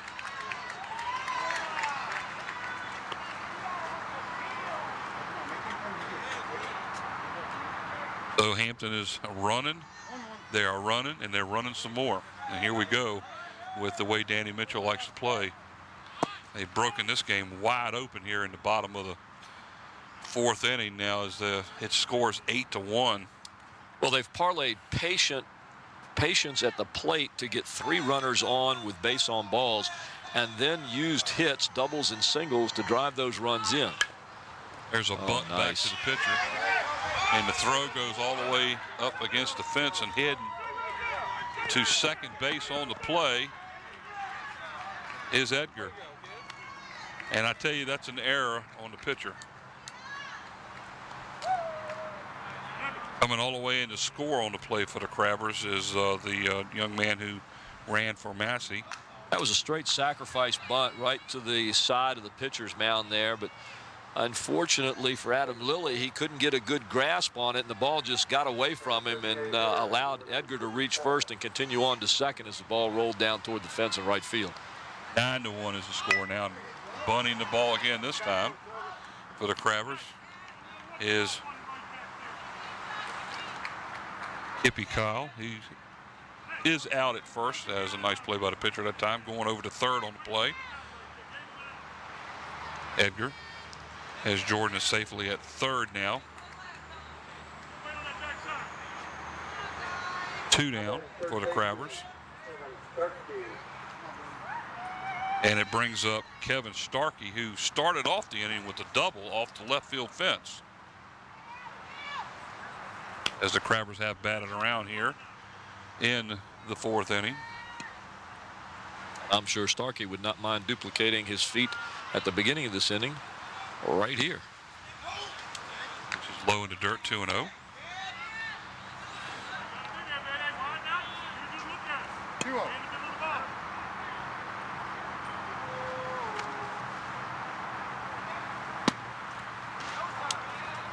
Pitches outside. Let's see if Danny puts on the brakes here with a 3-0 count or lets him swing away. I'm letting him swing. But he is standing there looking. Gets a call strike a little bit on the outside corner, just enough, I guess, for the plate umpire to call it. 3-1 is the count. I say right here, anything close, you come out of your shoes. Curve ball he takes for ball 4, so Starkey is on base again in this inning. He's at first. Will we see him at third second? is Edgar. Oh yeah. David Watford now up to bat as he walked already in this inning and scored.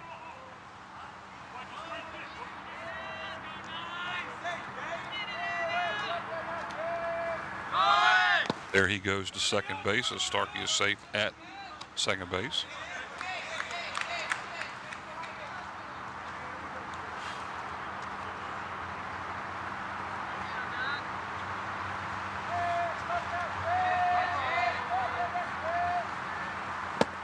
Which is low in the dirt.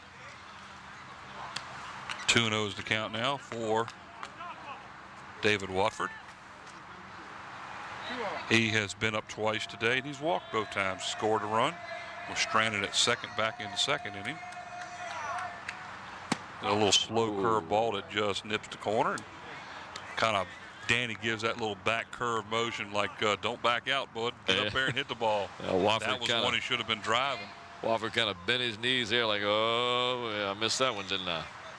2-1 is the count. There's the pitch. Ground ball to third base, and let's see if Danny can handle it.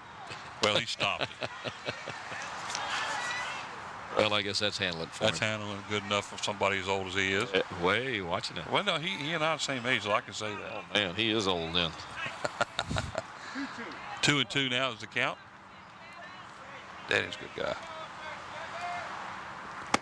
Fastball right down the middle. Stay tuned as we're going to take a slight break to change the tape, and we'll be right back here at Hampton as the Crabbers are out in front, 9-1.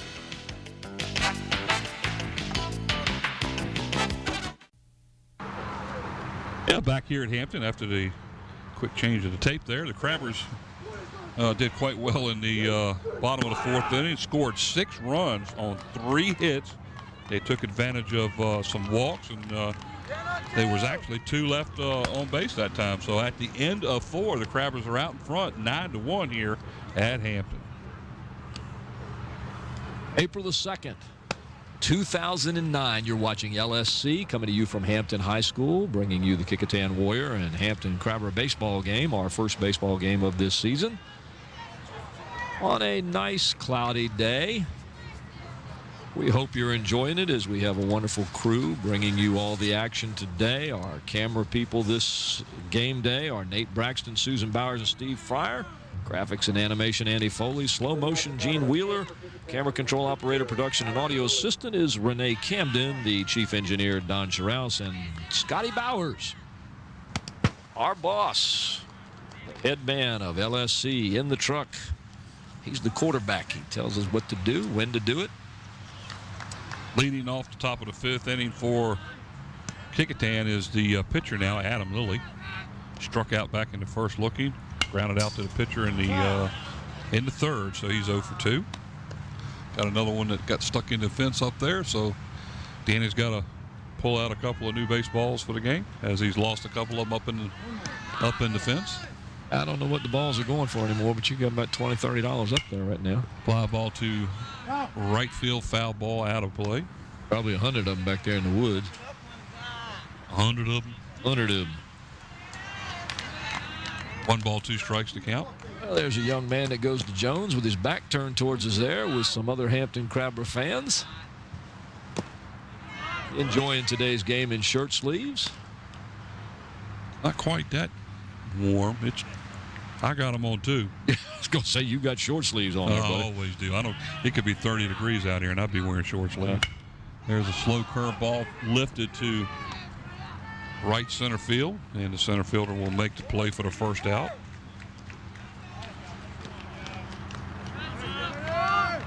That's going to bring up Josh Gardner, the Warrior shortstop. 0 for 1 officially. Walked back in the first inning, was stranded at third. Struck out looking in the third. I wish I had some more information about his bowling. Last year, you used to read about him during the bowling season quite a bit in the newspaper. The young man just did I understand he's just a fantastic bowler. Fly ball to short right field, and looks like this one might fall in, and it does. So Garner will pick up a hit for the Warriors.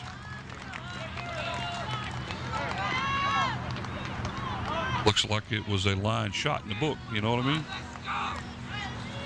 Base hit.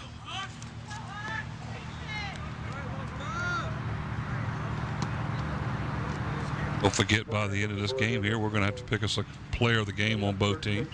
Is that kind of like either a Texas Leaguer or a Dying Quail, whichever one you want to call it? Lands in there in the Bermuda Triangle. Josh Hooks, the third baseman now for Kecoughtan today. He walked in the first inning, struck out looking in the third. He's 0 for 1 also. As Garner stands at second base after getting that little blooping base hit to right field. First base. So, need that first base. 1-1 is the count to Hooks. There he goes. Line shot to left center field, and over to make the play is the left fielder, and hustling back to first base is Garner on the play. And I tell you what, if the left fielder had been playing out of position on that ball, he made a good play out there, but he was playing more in left center field than he was in left field. Well, he really wasn't playing out of position for Hucks. Hucks is a right pull hitter. fielder. He's That's a right. pull hitter. So with 2 outs now. That was Jordan Edgar who made that play from left field. Dylan Tarver now the batter for Kecoughtan. He tripled his last at bat. He's 1 for 2 officially. Oh, nice curveball. Got him looking. Fooled him. You can see that body. He kind of stopped. Whoop. There it goes. Massey's curveball's working quite well today. I think it's gotten better as the game has gone along. Fly ball again, this time deep left Ooh. center field. Nobody's going to get to this one, guys. That one's all the way to the base of the fence. Coming all the way in to score for Kecoughtan is Gardner as he scores from first base on the 2-out double by Dylan Tarver. Tarver's having himself a game here with the great catch he made earlier in the game in center field. 2 for 3 with a double and a triple and an RBI.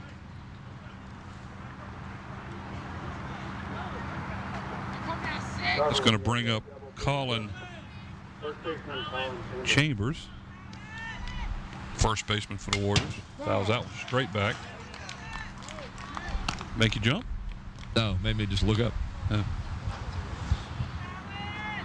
9-2 now is the score. I'm working 9 to 2 and I've got a shoe job here. I'm the man.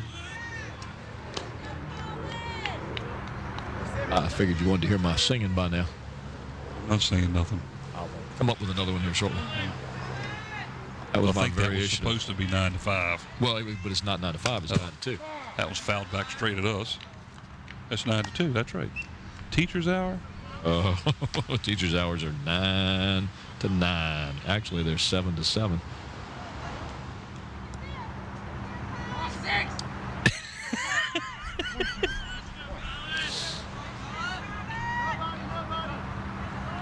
Like a stolen base. He gets hit in the back. Not gonna steal it. Unfortunately for that play, Carver's going to have to go back to second base as being hit by the pitch is Chambers.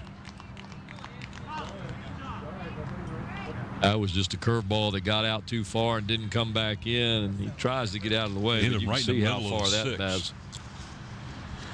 Runners at first and second now for Kecoughtan. Still 2 down here in the 5th inning.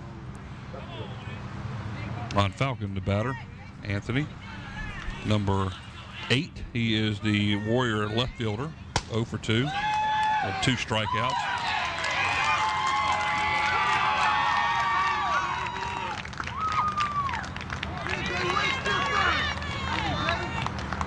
Double steal on the play as Tarver goes to There's your fake to bunt. third. And over to second is Chambers. That throw from the catcher from Allison that time just a little to the right side and up. I think if he'd have got it down a little bit closer to back, they had a good shot at getting the runner to third base. There you see a nice shot of the field. Yeah, we both came up with that at the right time, didn't we? Pretty field, nice colors on here. Well-groomed field. Danny got this one in good shape. Like we said earlier, that rain has made the grass beautiful green. The rain has really played havoc with the Peninsula District and in the first 2 weeks of the season. Yeah, that's what you and I, Danny, were talking about before the game started. Tough to get practices going when you don't have much of a practice field out here to practice on. You got to keep it ready for any game you can. A lot of the teams practicing inside. 1-1 to count. Mon Falcon, the batter. There's a pitch, squares around, fakes a bunt, pulls it back. 2-1.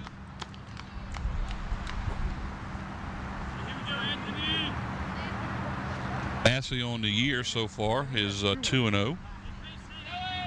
Nice ERA on the year so far. 1.05. That's a swing and a miss. That'll even the count up at 2-2. A little bit of tidbit there you ought to be putting out there. I was going to wait. Oh. I just happened to see it, so I figured I'd say it. You can do that. Oh, man, Allison, if he had a good shot at that one. There's coming down to third baseline. Tarver was about halfway down the line, and good job by the Crabbers catcher to keep the ball from getting by him. Otherwise, it'd been a run there.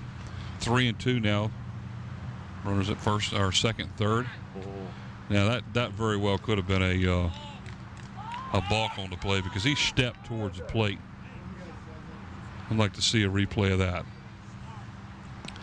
His left foot that he would normally be coming to the plate was actually towards the plate instead of going straight to third base. Swing and a miss by Monfalcon, and he ends the inning for Kecoughtan. But they come up with a run on one hit. Two hits. Garver got a base hit, and then coming behind him, Gardner got a base hit, and behind him, Tarver got double. So the Kecoughtan will leave 2 on the bases and score a run. So after 4.5, as we get ready to go into the bottom of the 5th inning, the Crabbers out in front 9-2. Working 9-2. 9-2 at Hampton High School's Crabber Field on April the 2nd, 2009, coming to you from LSC Local Sports Channel. You can watch us on Channel 48 Friday, April the 3rd. Well, that's probably when you're watching right now at 6 p.m. You can also see us Saturday, April the 4th at 8 a.m. and 8 p.m. and Sunday, April the 5th at 8:30 a.m. and 8:30 p.m. We give you the option. You can watch us in the morning. You can watch us at night. You can watch us 24 hours a day, 7 days a week, because we are Local Sports Channel. We are nothing but sports. We are the best. You want to see sports? Turn on LSC. You like high school football? Turn on LSC. You like high school basketball? Turn on LSC. You like high school baseball? Hey, turn on LSC. You want to see some old games where the basketball players wear short shorts? Turn on LSC. Real short shorts. You want to see some old football games that have coaches who look like they're 19 years old? Watch LSC. You want to see A.G. Womble when he was young? Watch LSC. We've got it all, ladies and gentlemen. It's the greatest deal in the world. Leading off the bottom of the 5th inning for the Crabbers, their center fielder, C.J. Graves, 0 for 2 on the night. Flied out to the second baseman back in the 2nd inning, and he had a comeback up to the pitcher back in the 4th inning. 9-2, the Crabbers out in front. 1-1.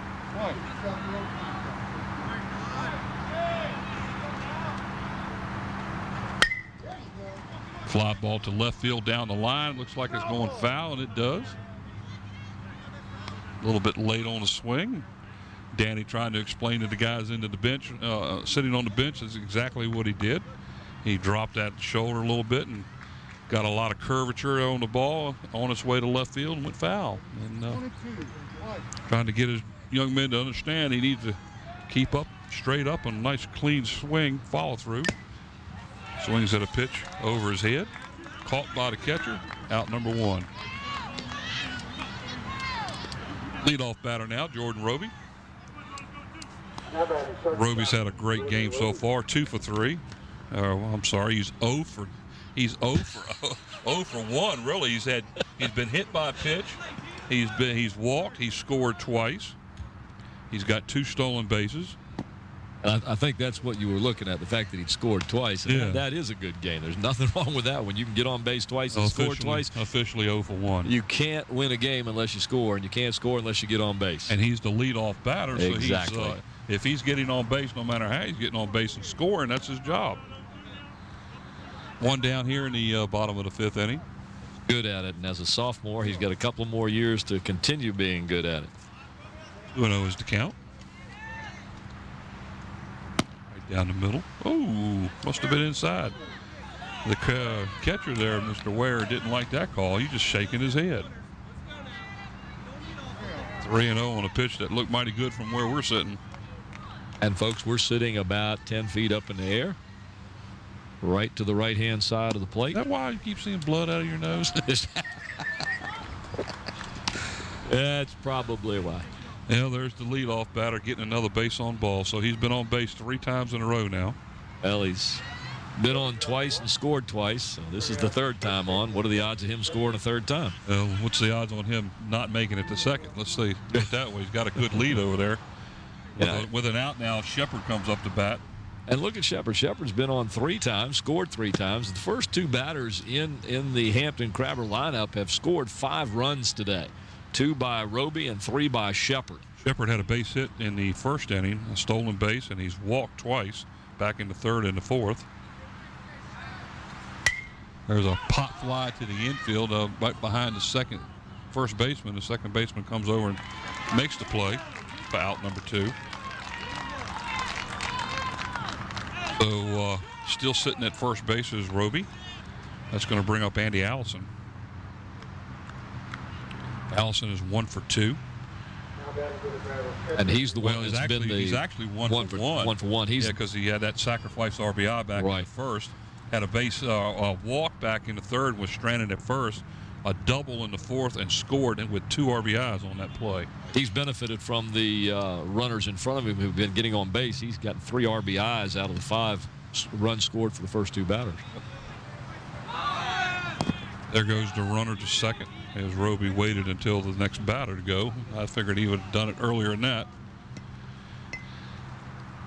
So now with Roby down at second base, 2 down, and Allison looks at the first pitch of the ball. Got to give these Warriors credit for doing so well. They're really hanging in there. They had him picked second. He was halfway down the line and stopped. 2-0.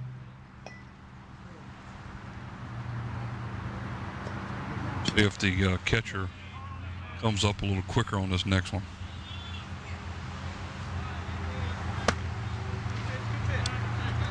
Just high. 3-0 now to Allison. Danny tells him it's got to be in the zone. If it's in the zone, go for it. He's going to go for it if it's in the zone. This young man does not look for freebies. He wants a hit. He gets that slow curveball and gets outstanding pitch. That's a pitch sometimes that you can rip, but when you got 3-0, you can let that one go. Wait for that fastball to come in there, because sooner or later he's going to have to throw it. I'm surprised he threw the breaking pitch at 3-0.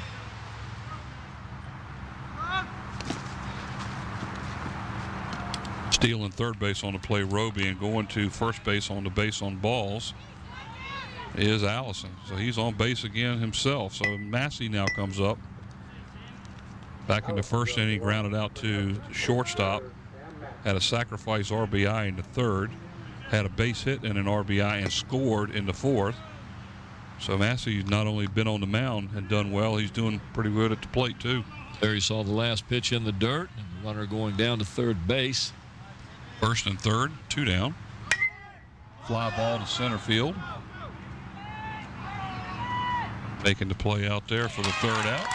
The Crabbers are done here in the 5th inning, and no runs were scored. This 1st inning, the Crabbers did not score. Well, they didn't score last inning either. Yeah. So after 5 complete, the Crabbers leave 2 on base in this inning. Actually, they scored a lot in the last inning. They didn't score in the 2nd inning. Okay. Yeah, that's right. That's right. I'm looking at the book that we had to move over because they batted around. Massey flies out to center field for the 3rd out. So after 5 complete, the Crabbers lead 9-2.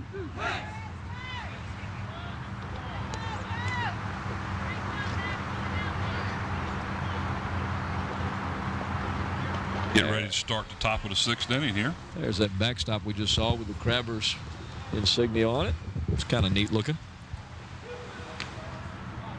Go up there, it is again. You go up there as a pitcher and you're looking at that great big Crabber sign back there, and that's got to give you some impetus. And of course, when you're the opposing team, it's got to bother you a little bit. I would say Chris Oxenfeld. I'll get this right yet. I'll learn this. Chris Oxenfeld, the assistant coach. They spell that Oxsenfeld, but it's pronounced, they told me, like Oxenfeld.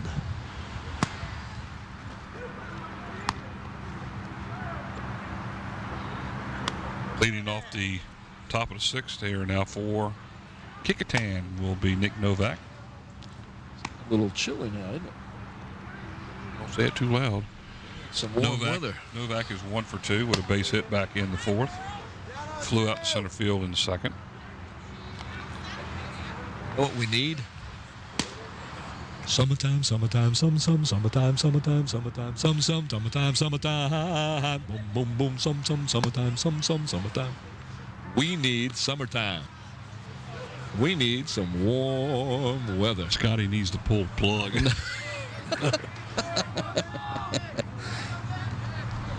Hot town, summer in the city, back of my neck getting dirt and gritty. Pinned down, isn't it a pity? Doesn't seem to be a shadow in the city. All right. Novak now will lead it off here in the 6th for Kecoughtan.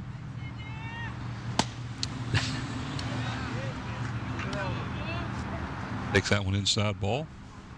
There's it. Oh, there you go. There's a couple of thoughts. LSC not only stands for Local Sports Channel, it stands for Local Song Channel, or as my buddy Gene said, Lousy Song Channel. Or lousy singing channel. Lousy song choice. Yeah.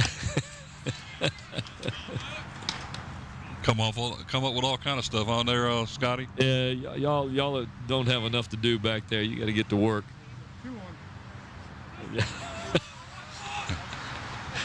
Write in and let us know whether you like the singing, ladies and gentlemen. You can go to our website and say, "Yeah, we want to hear Mr. Rose sing. We like it."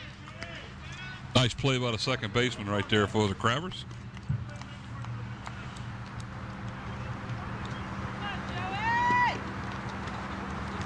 Bouncing ball by Novak to the second baseman, who comes across, Cody gets corner. the ball down, pops up, makes a quick throw, and gets the runner by about 2 steps, step and a half. Cody Corner, the second baseman. Haven't heard his name being called today because the Crabbers have a DH in his spot when it comes to batting, Kippy Kyle. So Cody is playing a good defense out there at second base for the Crabbers. One down now here in the 6th inning. There's a ground ball. Ooh. Ricochets off the arm of the Crabber third baseman, and safely at first is Joey Marshall.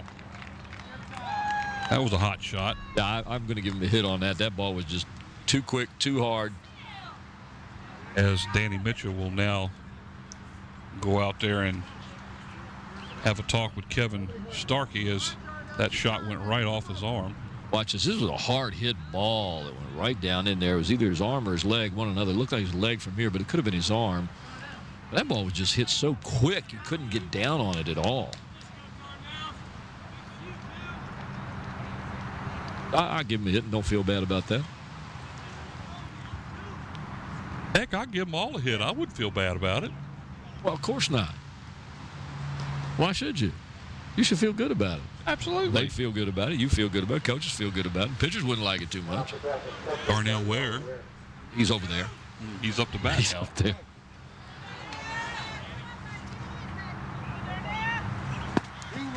Takes a bunt. He gets a throw down to first, and they got the runner caught in a rundown. Great play by. Oh, makes it back safely. Nice play on that particular play by Andy Allison. They almost had him. Let's see how close it was. Well, this I don't want to say too much here because they should have got this runner. And Danny knows that too, so he's not going to mind me saying that. But you don't see any of the defenders anywhere around there. They should be closing in on him and closing the gap down, and they're not.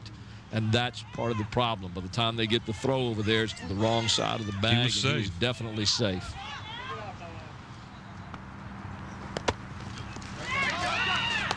In the dirt this time. Nice play by Allison again as he stops the ball from getting by him. Holds the runner at first. One down, counts 1-1 here. Darnell Ware, the catcher for Kecoughtan. This one gets away and the runner doesn't go. I think he's a little gun shy down there at first base now. Yeah. Caught in that rundown. He don't want to take a chance of getting thrown out. So he's going to hang around for a little while until he can get moved along by the batter. 2-1 now is the count. See what Massey can do here to stop this. There's a shot right down the middle. Call strike. That'll even it up 2-2. Starkey sure is playing awful short in there. Now Danny moves him back to the edge of the grass. Well, Ware's been turning around almost on every pitch as if he's going to put it down on the ground and bunt. There's that curveball. Must have called it a little bit high. Look good from up here. Nice shot of Sam Massey, the pitcher, right there.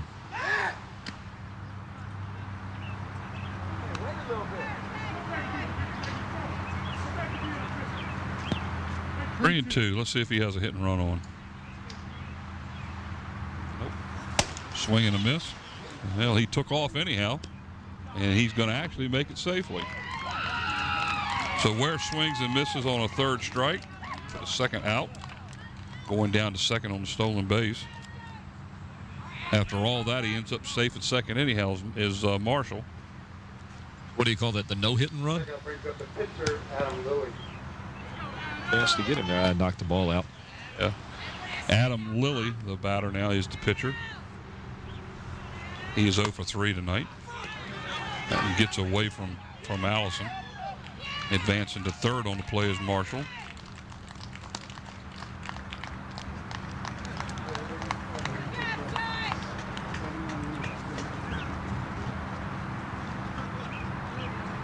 That's my fault, Sam.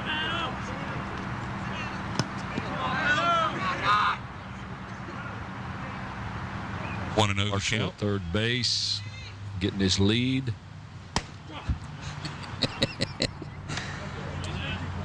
Looks at that one for a call strike. 1-1 is the count. 2 out here in the top of the 6th inning. Crabber's still out in front, 9-2. You ain't gonna hear me sing anyhow. Ooh, looks at a pitch that looked pretty from up here. Called a ball. I think I was just threatened. I think I was just threatened. Swing and a miss by Lilly. That'll even it up 2-2. Watch the Bender come here, although he may go back with that curveball, that fastball, because he was a little late on it. Nice.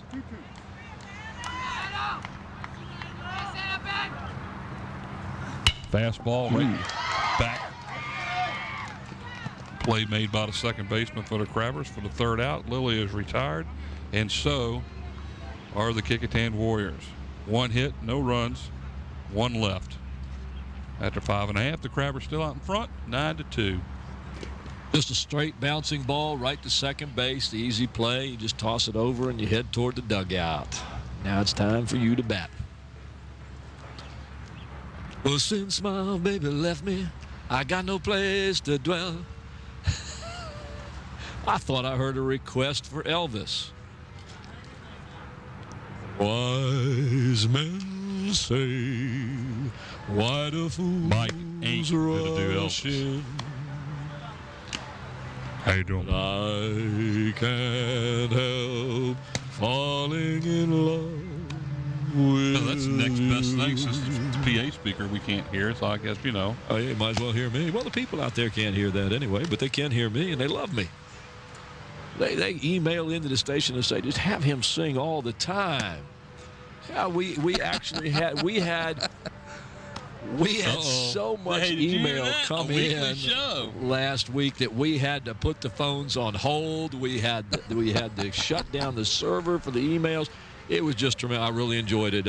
They even thought about putting me on what's that program where people sing on TV and they vote them on to the next level. They don't last long. American. I hope you're not talking about American Idol. That's it, American Idol. Yes. You're not the bottom of the sixth for the Crabbers.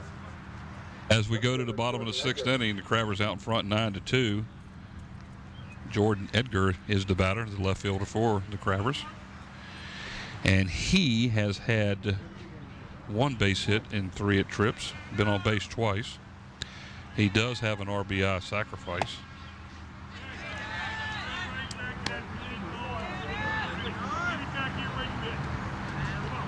I wish everybody could hear Danny when he's explaining to him what he's doing wrong. As long as the player can hear it, that's the main thing. See all the clouds out there? You see all the clouds out there? Yeah, If the sun would come through, we could do. No. I can see clearly now the clouds are gone. I can see all obstacles in my way. It's 1 ball and 2 strikes, just in case you didn't know. If I get enough people writing in, I'll get on that show with the You get enough American, people writing in, the you won't American have a Spinal, job. whatever. A little slow curveball, just a bit short of the plate. That's Could it. even it up at 2-2 now. 58-foot curveball. Pitcher is Lilly for Kecoughtan as he and Huck switched places a couple innings ago. That was a pitch in his eyes, and he got enough of it to stay in there, so it's still 2-2. No outs here in the bottom of the 6th. Hey, we might only have 3 more outs after this one, huh? You never know. Actually, the game's gone by pretty quickly. We don't want the people to leave because they're watching LSC. Well, they'll just come right back in and watch something else, another sporting event right. after us. So. We do. We have It's sports 24 hours a day, so it doesn't matter. It is. And it's great stuff. I pop it on my computer every now and then and watch it just to see some of those guys back in the day. There's a ground ball to the Hucks over at third base. Throw to first is low, gets by the first baseman, so Edgar is going to reach safely with an error. We'll call that an, what do you think, maybe an E5? Call it E5. Here's the bouncer to third base. Hucks gets it. He doesn't have any problem fielding the ball. He just throws it a little low here, and it takes a big, long bounce to the first baseman from there to there, right under him. Like it went under his glove. I mean, it was. Yeah, I thought it took a long bounce, but it obviously didn't. It hit Looked like right it hit there by his foot. Right there by his foot. That probably could have been caught, but there's a ground ball to the shortstop. Got to come in and make a fast play here, and that one gets by the first baseman. That one did bounce. All the way over to third goes Edgar, and reaching for safely Kippy Kyle at first base with an error. This one's an E6. I'm sorry, I've just wanted to do this since the beginning of the game with Kippy Kyle, and it's nothing against Kippy Kyle. Kippy Kyle, yay, I-oh. It's just a great name. Yeah, that's a fabulous name, Kippy Kyle. I Kippy hope Kyle, Danny yay. doesn't watch this. Do-do-do-do-do-do-do-do-do-do-do. Happy trails to you. Runners at first and third. Nobody out here in the bottom of the 6th inning. Hey, let's not wish on any rain here. Singing in the rain, we're playing in the rain. The game is still on and there is no rain. Kevin Starkey, the batter. But everybody's in Wait a pain minute, now. is this a new batter?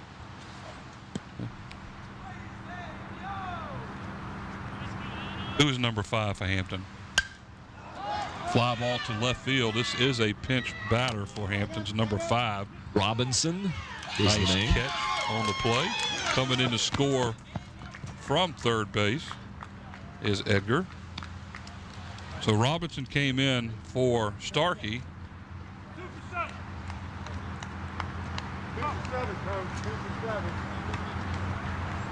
And now number 2 is coming into bat for Hampton. Yes, ladies and gentlemen, I'm not the only announcer that ever sang. Dizzy Dean used to sing. Many others used to sing. Who is number 2? That's a line looper. That might have some chances there. A little bit foul. Had 2 chances, Slim and none. Slim wasn't here today. Where's your rosters at? Who for Hampton? Number 2. It's batting right 2. now. Mr. Yoro. Looks like Y-O-R-R-O, Yoro. Yoro. That's good. Why? That's it. That's how you pronounced it. Yoro. Which is low. 1-1 is count. You got anything on this young man? Mr. Yoro?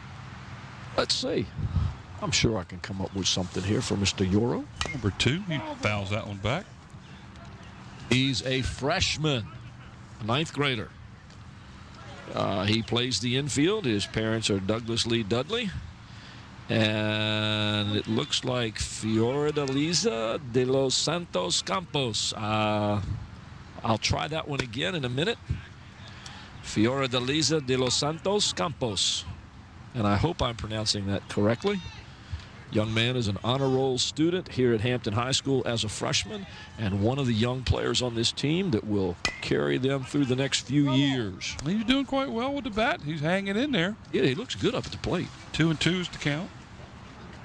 Sometimes you see the young kids get up there and they've got a little bit of a nervousness to them, and sometimes they don't know exactly what they're doing. This young kid looks like he knows what he's doing up there.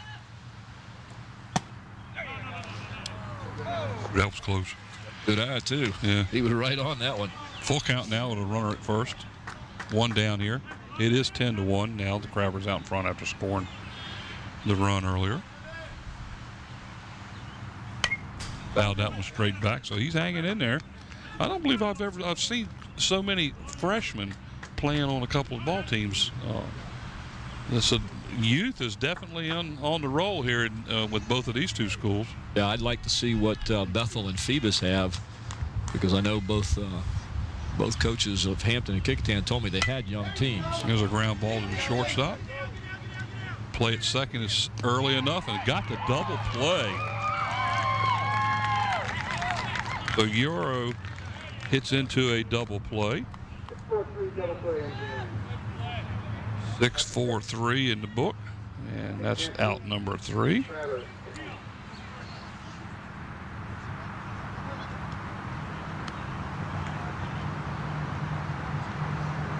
Talked a little bit about Bethel. Bethel got knocked off yesterday by Gloucester. Their pitcher pitched a great game. Yeah, Gloucester has a good team this year. As they upset Bethel 6-0. The team that the real team this year to beat obviously is Minchville.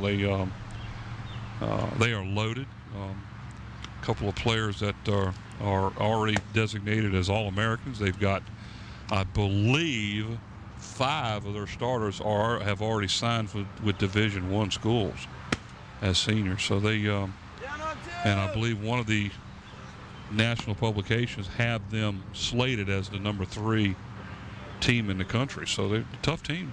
They've had a couple of close games, but they pulled them out. Player of the games, we have to pick them. We are getting pretty close. I think we got one on pretty well tabbed. This particular young man right here is the one that I would say would be a good one. Let's see. Let's check him out. He's your pick. And we could also go with, well, you flip a coin. Several of them there, couldn't you? But I think he deserves it. Anyhow, I'll go along with that. We go into the top of the 7th inning. There's a line drive to the center fielder. Comes running in. Did not make the play off the heel of the glove. So making it safely into first is Josh Gardner. I didn't see it, so you're going to have to do it. Here's the replay right here. Here's the ground ball. He had to try to make a diving play on it, so we're going to have to give him a base hit on it. All right, I'll go with that. That's going to bring up Josh Hooks, who is the number 3 batter in the order. He's had a walk. Oh, I don't have a problem with that. On the steal to second base, easily making it is Gardner. Garner's had a good day so far. 2 for 3, 2 singles. He scored, has a stolen base and a walk. He's had a fine day out there. Hooks is 0 for 2 with a walk. Fouled that one straight back. And I think those are a couple of pretty good I think so too. Selections. I've really been impressed by him, senior. 1-1. Both defensively and at the plate today, he's had a good game. Pitch is high and outside as Massey is trying to take care of business here. Like Massey's going to pitch the entire game. He'll have a complete game for him, and if things go the way they're going, he'll pick up another win. That looked like a pretty pitch from here. I think we ought to just go ahead and give players the game now because we're down to, well, we still got 3 outs. So runner at second base now is Garner. He base hit, just lead it off here in the 7th. And Hooks swings to make it 3-2. Took a rip at that pitch, a little outside, and he went for that one. So Massey will throw the payoff pitch now to the third baseman, Hooks. High. Gets a walk. So that puts runners at first and second with nobody out here in the 7th inning. Dylan Tarver, who has had an outstanding game today, 2 for 3 with a draw, a triple, a double. Or he's 2 for, that's right, 2 for 2 because his first at bat was a fielder's choice. Sacrifice. Okay, is that what we ended up putting in there for him? Yeah, it was a bunt sacrifice. Oh, okay. So he's 2 for 2, a triple, a double, an RBI. Oh, got him. Nice move. Nice pickoff by Sam Massey. That was a quick move off the mound, Mike. They saw daylight between the runner, turned, and got him. That's the way a pickoff at second should go every time, and they just showed you how to do it. That's book.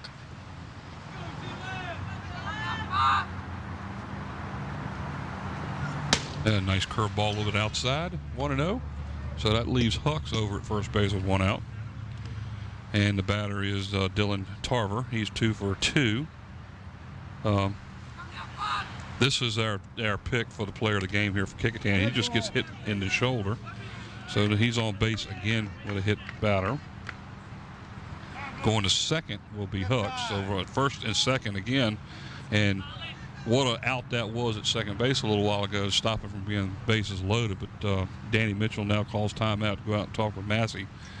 And again, the Kecoughtan player of the game, we're going to choose Dylan Tarver. He's played excellent in the outfield, made a couple of good plays, and came right back in after making an outstanding catch on a running a catch to left center field, and led off the next inning with a triple and scored. So Mr. Dylan Tarver is the Kecoughtan player of the game. Good pick, a real good pick. Like you said, he's just had a fantastic game today. Showed me a lot. And now batting is Chambers. He walked in the first, had a base hit in the 4th, and was hit by a pitch in the 5th. Inside, 1-0 is the pitch.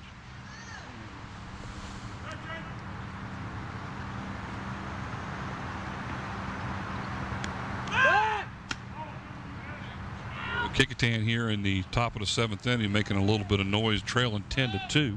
Almost got caught by the back pick there as they went to first base.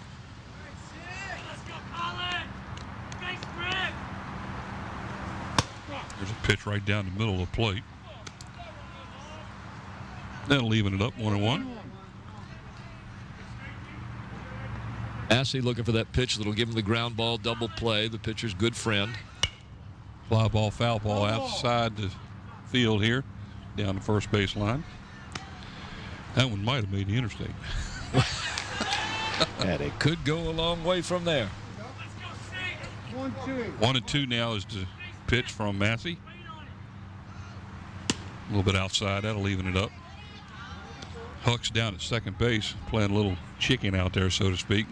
Getting a pretty good lead. Want to be careful, though. Down 10-2 here. You don't want to give away outs. So they've already given one away. Yep. There's another one they almost gave away. That was a little closer than I guarantee you Coach Oxenfeld would like to see. He's standing over there with his hands on his hips, just kind of tilting his head like, don't take us out of the inning, guys. That's fouled back. Got a little bit of a piece of it. Folks, as we get toward the end of the game, I want to remind you, if you like watching high school sports, let us know. Let us know at the station. Go to the website, the Hampton City Schools website, click on WHCS, and there's a contact there in the left-hand side where you can send us an email and tell us how you like the station. We need to hear that what we're doing is being appreciated by the people out there. We love doing this. We love bringing it to you. So let us know that you like it. Just email us and say, hey, we think what you're doing is great. That one definitely will make the interstate because that's clean cross out over top of the trees. Still 2-2, 1 out. Oh, 1 out. You know, Mike, the guys in the truck, they don't get a lot of credit and everything. That they're out here doing this and that and the other thing. But what people don't see is what they do at the station, at the school. And I go down there quite a bit. you see these guys working all the time. Scotty's setting up the schedule, and Renee's typing it in and making sure everything goes where it's supposed to go. Braxton and Andy are setting up all the tapes and queuing them and making the copies so we'll see what we're supposed to see and troubleshooting any troubles. It's a lot of work that goes down there that goes into putting out the channels, the programs that the people are seeing. So, guys, if you like it, let them know. Let them know their hard work is appreciated because they enjoy doing it. Chambers goes down swinging for the second out. That's going to bring up, with runners at first and second, the next batter is Monfalcon. What was that Andy was saying? What channel, what station did you say you went to see? And you sure you went to the right one? I know I went to the right one. Gene Wheeler is just always Here they go working, with a double steal again, and there was no throw made, so both players are now in scoring position. Over to third is Hux, and at second is Tarver. Pitch was a call strike as Anthony Monfalcon is the batter. They may belittle what they do, but they're very busy at that station. He squares around the bunt. And Oxenfeld just shaking his head, son. You have a 0-1 count with runners at second, third, and you're a decent hitter, and you're up there trying to bunt. Anthony Monfalcon, he's down to his last strike. There's that curveball, and that's what he was talking about as Monfalcon goes down looking for the third out of the inning. And that's the ball game here as the Crabbers have defeated the Kecoughtan Warriors 10-2. And we told you who our Kecoughtan player of the game was, and that was Dylan Tarver. Let's talk a little bit real quick before we go off on our Crabber player of the game, and it's the pitcher, Sam Massey. Outstanding performance today. He gave up 2 runs on the day, but only gave up, well, it was 6 hits total. So, he gave up 6 hits. I think only one of the runs was earned. So his ERA stays pretty good. So Sam Massey is the player of the game for the Crabbers as the Crabbers win this one here against the Kecoughtan Warriors 10-2. And remember, ladies and gentlemen, we'll be replaying this show on Saturday, April the 4th at 8 a.m. and 8 p.m., as well as Sunday, April the 5th, 8:30 and 8:30 p.m. You've been watching LSC, the local sports channel, coming to you April the 2nd, 2009 from Hampton High School.